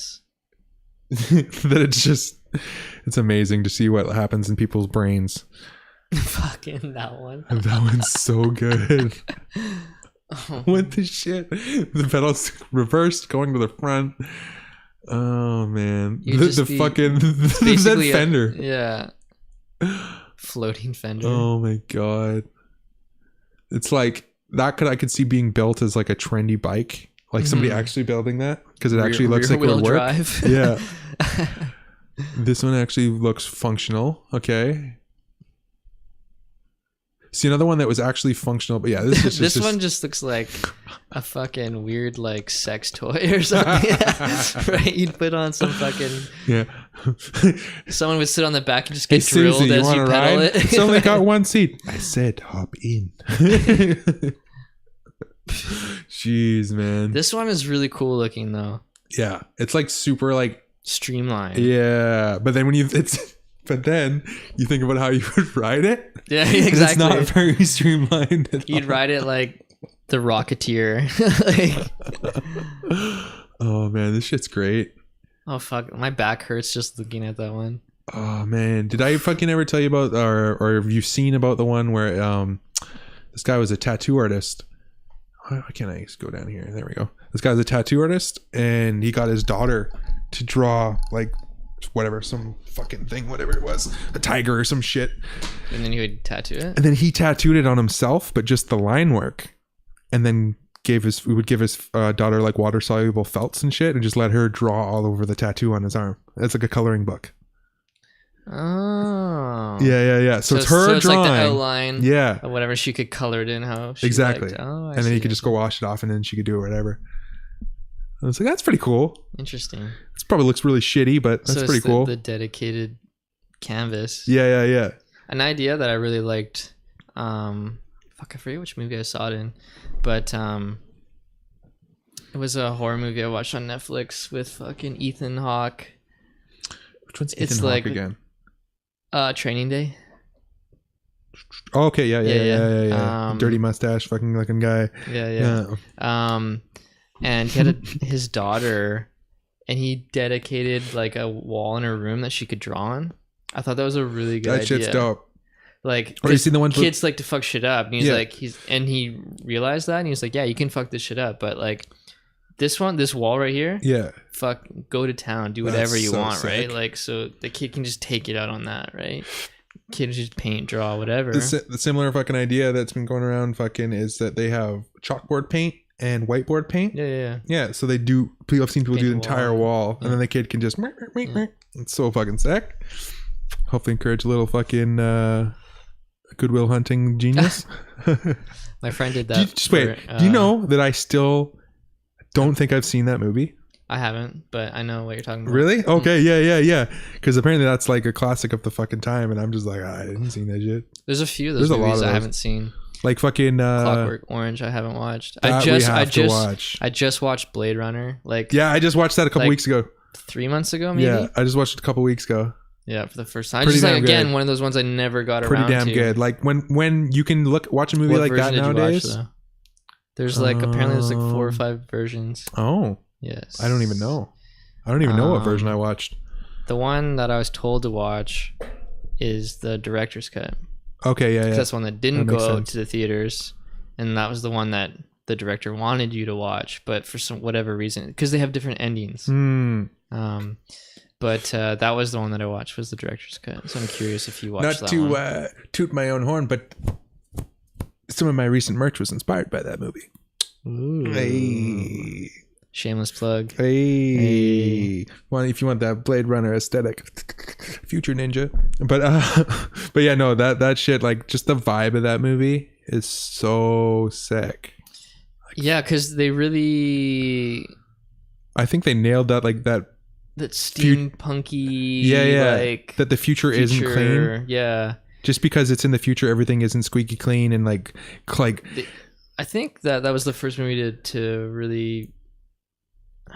I guess like I know you're like that you can reference that style as. That's the first movie that, because really anything else where it was like that, it was like it was after, or it was the fact that if it was dark and shit, was because it was a dystopian future where chaos had happened, something had broken out, and like the world is now in Armageddon. So that's why it was like portrayed specifically like that steampunky. Exactly. So there was never anything that was quite that way, where it was like, I'm trying to think. Because everything else was that very much that bright future vibe, you know, like clean, like, Back to the Future kind of shit, right? Like or the super over the top future shit where it was like we're in the future, like people don't fucking like people aren't people, like we're all almost robots now. Fucking. What the hell's that movie? Arnold Schwarzenegger. Total Recall. Right. When he has that he's wearing that lady costume, and it's like that helmet, and it starts glitching. And that's one that I've also only ever seen like half of it. Oh fuck! And dude. I was about to watch that on fucking Netflix the other day because I was looking up Arnold movies. Oh my god! So that's gonna be watched, dude. Okay, I won't even explain this if you haven't seen it, because it's like. That shit was like blew my mind as a kid. I was like, how the fuck did they do that? That's like practical effects. Oh man. Like when that was like the option. Like, but CGI you know what's sad exist. Though is that a lot of those movies with those practical effects, you can watch them and it's a lot more convincing than the CGI. Because, 100%. Like Dude, like Jurassic Park 1. Yeah. Holy shit. Yeah. That shit Versus holds up to Jurassic World. Oh my god. When you're like half of the movie's green screen. Yeah, you look at them run around that green screen or pretend to be afraid, and like we're like these movies to the point where they're all I can focus on is how fake it is. That's me, the man. whole time I'm like, that's fucking me. That almost looks real, or like that was fuck, like when that I looks was so like fake. Like I was and I'm super- totally not even watching the movie anymore. I'm just Yeah. I'm looking You're brought for out of it. Yeah, I'm looking for the fuck ups and like the shit that is. That happened when I watched the latest Guardians of the Galaxy 2 is I haven't like watched. that. I haven't even seen Guardians of the Galaxy. That 1. movie is really good. The story is crazy, but it's so much of it is like crazy CGI. There's no other way you could tell like that story. But Yeah. that just for me personally, like I just Well, dude, the one that get like focused on really that stuff. hit home for me of like that CGI is like what they're just doing now was when I watched the latest Die Hard movie and they CGI'd smoke on the fucking like the final scene when he's walking through like cars. smoke. Light up a smoke machine, bro. Just the settling smoke of like, you know, like chaos just went down. Like a building just collapsed. Yeah. He's walking out. Yeah, you can't even like fluff up some corn flour or some shit. Dude, I wood didn't pulp. even get to go into Or this some one wood fucking pulp. tangent that I want to do on this podcast. Some fucking wood pulp. Was that fucking What? I'll save this for fucking the next one, but fuck it, I'll go into it a little bit right now. How fucking crazy was Jackie Chan? Oh my god. Talking Yo. about practical effects. Dude, Rumble in the Bronx. One of Dude, my favorite fucking Jackie Chan so movies. good. Dude, one of my favorites was fucking Drunken Boxer. Drunken Master. Or Drunken Master. Yeah. I was like, boxing. We were wait, Drunken what? Boxer. Yeah. Wait, what the fuck? That movie was yeah. so good. Any of them were Dude, I remember watching those as a kid, man, and it's seeing like the stunts he would do. Yeah. Like when he would fight with a ladder, Yeah, he would yeah. open it up and he would jump So, through it and It's so spin funny it that and you shit. say Like, that. I've got a series for you to watch on YouTube that I just watched, and it was Inside the Stunts of Jackie oh, Chan. it's like a 10-part series? Yeah, I've Yeah. seen that. Yeah. Amazing. So I watched that, and it was just like The one they highlighted where he falls through the awnings, and he did it a few times because he didn't like how it looked. Yeah, and then he lands like on his neck. And it gets so fucked up. There's And he's Rumble, like, it's a good thing we did not have audio recording of that because I was I was Yeah. just like, that's what you have to say about it. Rush Hour. Yeah. When he's like swinging on those lights, sliding down them and shit. And he's like literally getting electrocuted. Yeah. And his hands like get fucked up and burned. Or that one was 'Cause he's doing it barehanded, not gloves. Police. What the fuck was it called? One of his first ones that came out. I don't know if it was similar to that one or not, but it was one where he really fucked up his hands. Was he had to stand on top of this railing where there was that fucking pole with all the lights coming down around it, and fucking the generators that they were going to use to power the lights that were dangling down. They're like, oh, it's not powerful enough to power these fucking light strands, so it's only going to light up like an eighth of them. So we hooked up the power to the building's power. And it was probably Jackie Chan's idea. No, it wasn't his at all, but because he's already up there. Oh. He's already up there. Oh, okay, so he didn't know. And he didn't know, and they tell him after the fact. And then he's just like, okay. So all right. When I nod my head, that's when you can start rolling the camera. And fucking, so he goes up there and he kind of goes, and he like shakes his head out of like fear. And then he just hears rolling. They fire up 13 cameras on scene, all in different angles. all different angles, and they're all on film. And they only had 400 feet of film, and each camera was at a different fucking speed rate. So you only have one shot at this, and they just started rolling, and he wasn't ready to go. So he just goes, like lets out a big fucking scream and just jumps off, thinking he's in his mind thinking he's gonna die. And grabs onto it, starts getting electrocuted on the way down, slides down the whole thing, gets 2nd-degree burns on his palms, hits the ground and gets up with such ferocity that he starts fucking like beating the shit out of this guy that was playing an extra or whatever. Oh. But he's hitting him full force, and the guy's just like, so fucking jazzed up. and fucking Jackie Chan's, and then the guy's like saying, Jackie stop, and then Bro, and then it's me, man. So he finishes beating the shit out of him, and then he kind of goes to the camera and does his thing, like, and who's gets next? gets out his scene, right?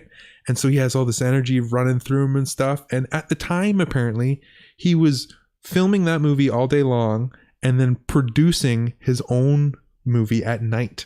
So he would sleep in the car ride from this movie, Police Chase or whatever it was, to There's a bunch of those. Those are a big series, right? Yeah. And so into the whatever movie it was, and he would sleep in the car ride to the thing. And so he showed up, and after he thought he was okay, right, from the fall, because he had all that energy running through him. He gets calms down. He said he couldn't even open the door to the car because his hands were burnt and fucked like this. He had broken a bunch of ribs. He dislocated his like sternum or some shit and broke 2 vertebrae in his back. And all this crazy shit, and it was all for this fucking like one take in a movie, like one scene in a movie, because they wanted it to look legit. And that's what he was. Him and his team was about. Was him and his whole team being legit. Yeah, doing dude. things for real. I think his boys, as he called them, they took way worse falls than Jackie. Like there's some like the guy stunt double. Yeah. No, like his team. Like, so they would play all the bad guys in movies and shit that would be fighting against them because they had the perfect timing down where Jackie could, he would explain where he would just make like a yelp noise and then the guy behind him could make a corresponding yelp and he would know that a stick was being swung at him and then he could duck and have the stick miss his head. At the end of those movies, they always have the bloopers where they fuck up that shit. It was for sure. To see. But within his own team, hurt, he's like, they understand that like the fuck up is just a mistake. Whereas if it's somebody who's untrained, they're like, they can't trust them. Get fucking pwned. Yeah. So it was some crazy shit to see some insight on that. And like, just like seeing the falls that his boys would take were insane. They would just fall like 3 stories, like then like bounce off a car onto some shit. And then there was like, you need to watch this shit now. Yeah, you should definitely like I just want to even go back and rewatch all the Jackie Chan movies. Yeah, that's what I mean. Yeah, like to just see these because now I almost found them that much more impressive because of everything being green screen now and all this shit. Oh yeah. Where something simple as like seeing a guy fly out of a window on the top of a two-decker story bus who was supposed to hit the car in front of him but hits the ground. That was in one of those movies where he's standing there waiting for the double-decker bus. Yeah, I remember that. Waiting for a double-decker bus to hit him, but they don't realize that the double-decker bus has anti-lock brakes, so it stutters. And the guys went to run out the window on the first stutter, and then the car juddered forward, and then they just went boom out the front window on the top of a 2-decker story bus straight down to the concrete, like an inch behind Jackie. But Jackie knew again, they're filming, so he just finished the scene.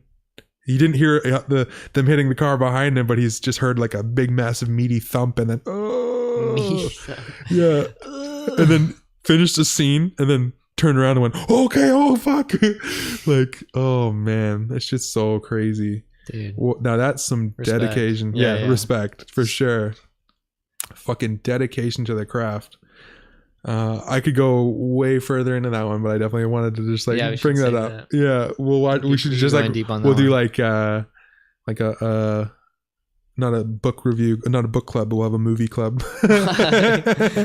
All right, so this week's movie, right? Yeah. And so, what did you like? And then you can bring up scenes and shit. Yeah, get people watching the movies and shit. Fuck yeah, man. A lot of people don't watch fucking movies. Yeah, I know, man. Like even I reference fucking shit so much. People are like, "What?" Yeah. Like even shit that's like that you should know, like Jurassic Park, for example. Like so many people, or dude, Star Wars. Yeah, that one's weird, man. Okay, how have you not seen Star Wars just by accident? Like, have you never been homesick on a fucking Sunday? Or even like, how about fucking nowadays that it's like times, it's just pop culture now. Like Star Wars is pop culture now. You know what I mean? Like how can you see it everywhere and not like see it on every box? Like Luke, I am your father is like one of the Star Wars most gummy bears, known Star Wars parts. fucking oh chocolate god, yeah, during dude. Easter, like Star Wars Lego, Star Wars robot, like fucking everything. And then how can you just be immersed in fucking Star Wars everything, but not like be curious or just to watch it just to get it out of the way? Because people are probably just doing it out of fucking spite. And just like some people, for sure. There's definitely some people that are just like, I ain't never gonna watch that Star Wars shit. Fuck them. You know, like, yeah, it's just funny, man. But yeah, such fucking. I haven't watched, or I don't think I'm gonna watch the trailer to the new one. I'm gonna just go to it. I haven't. You haven't either? Good. I did that with episode 7. Yeah, I did too. Actually, I tried I think I ended up seeing bits and pieces here and there, but I was like, you know what? I watched the first initial teaser. That was like 30 seconds. When it came out, like almost a year and a half prior for episode 7. Right. And then I was like, oh my god, and there's like a 27-second teaser, right? Right. I think I a remember few that came seconds out, of yeah. it is black screen because it fades in, and then again with Yeah. the end, so it's really only like 20 seconds of like throwaway. Right. And I was like, oh my god, little kid me just like going crazy. Yeah. And then I was Like like, trailer reaction. I was like, oh my god, I want more. Yeah. Right. And then they came out with like I think 3 full trailers, but I didn't watch any of them. Right. I went complete social That's- media blackout. That's generally the way that I am on movie trailers. And dude, when I went to go watch episode 7, it was fucking amazing. It was worth the year and a half of like putting blinders up because I didn't know anything. Everything was brand new, and I'm doing that again with this new one, and I haven't seen anything yet at all. So I don't know shit about it. I don't know anything about it. I haven't seen any images. I think I saw one image, and I don't even want to say. Yeah, I haven't seen anything, dude. Yeah. And it's like so close. It's almost November, and then fucking. Was it November? It's coming out. No, I'm saying it's almost November, okay. and then the middle of December it comes out, right? So it's like it's still middle. So of it's like December. why That's fucking fucked. watch anything now? Just fucking you're so close, right? And I was explaining this to a guy at work. I was like, dude, you need to do this. Like, you need to go social media blackout with movies because they show you movie trailers nowadays are like the Cole's Notes on shit. They just fucking exactly. They summarize that whole fucking movie up.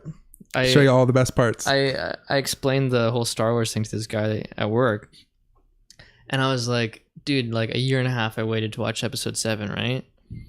And I was like, let me put it this way. It's like me going, okay, so the episode 8's coming out right now, right? Yeah. Okay, so you, the guy I'm explaining it to, has obviously seen the trailer, or there's probably multiple trailers now. I don't know. I imagine so. I don't know. I literally don't know. Right, so episode 8's coming out, so he already knows shit about it, right? So I was like, imagine me talking to you right now. What if I was like, yo, you want to watch episode 9? Right. That's what I mean. Like, you don't know anything about this fucking movie. You don't you have nothing in your head. So imagine how stoked you'd be if I was like, yo, episode 9, want to watch it right now? Like, you would be like, holy fuck. You enjoy it so much more because you have no expectations. And you're like, you don't know any. You have like, you don't know anything. You're like, it's a new, fresh story. Yeah. It's a new fucking environment. You don't even know the environment. That's the best part. Yeah. You're like, not like, oh, this is that part from the trailer. This must be the planet that they were.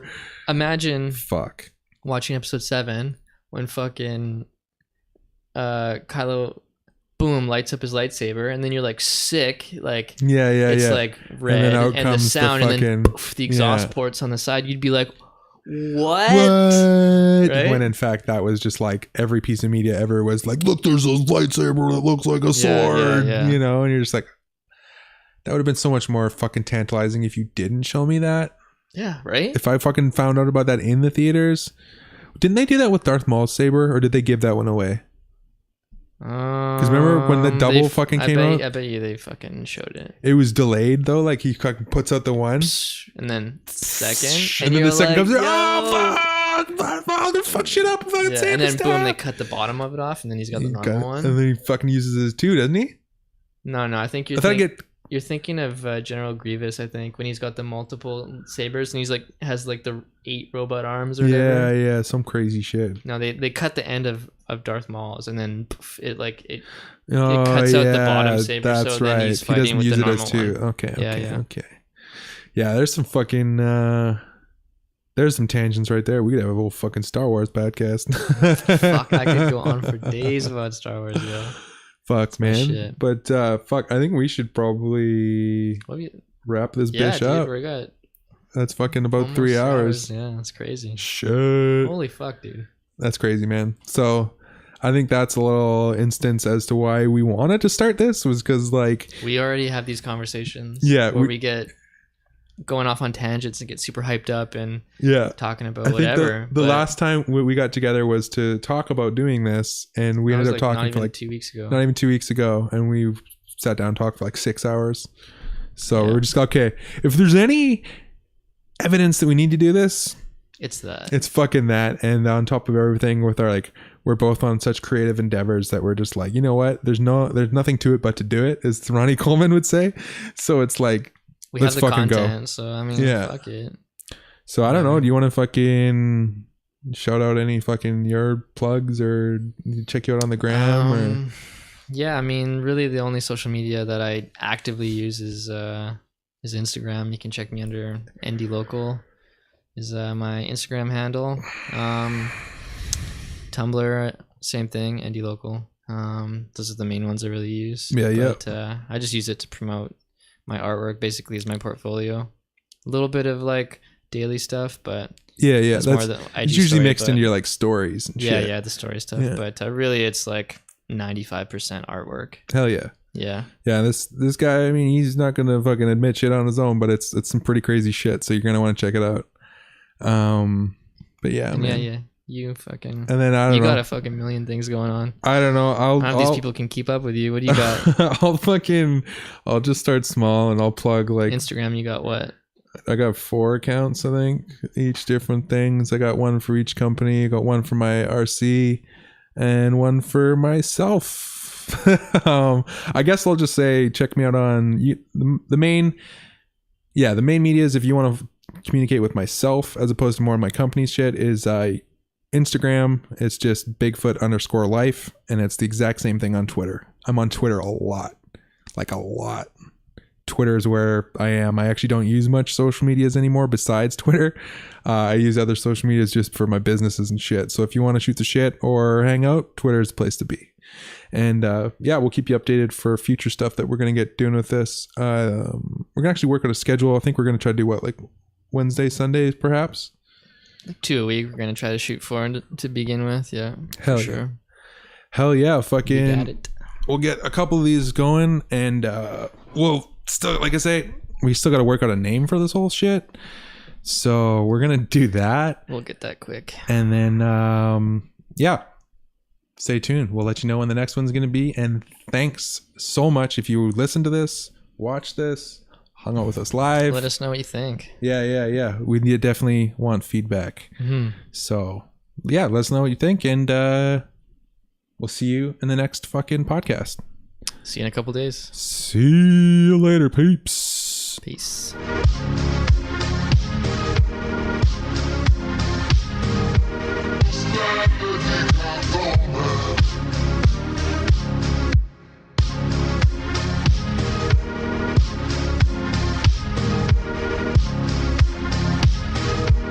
Stand the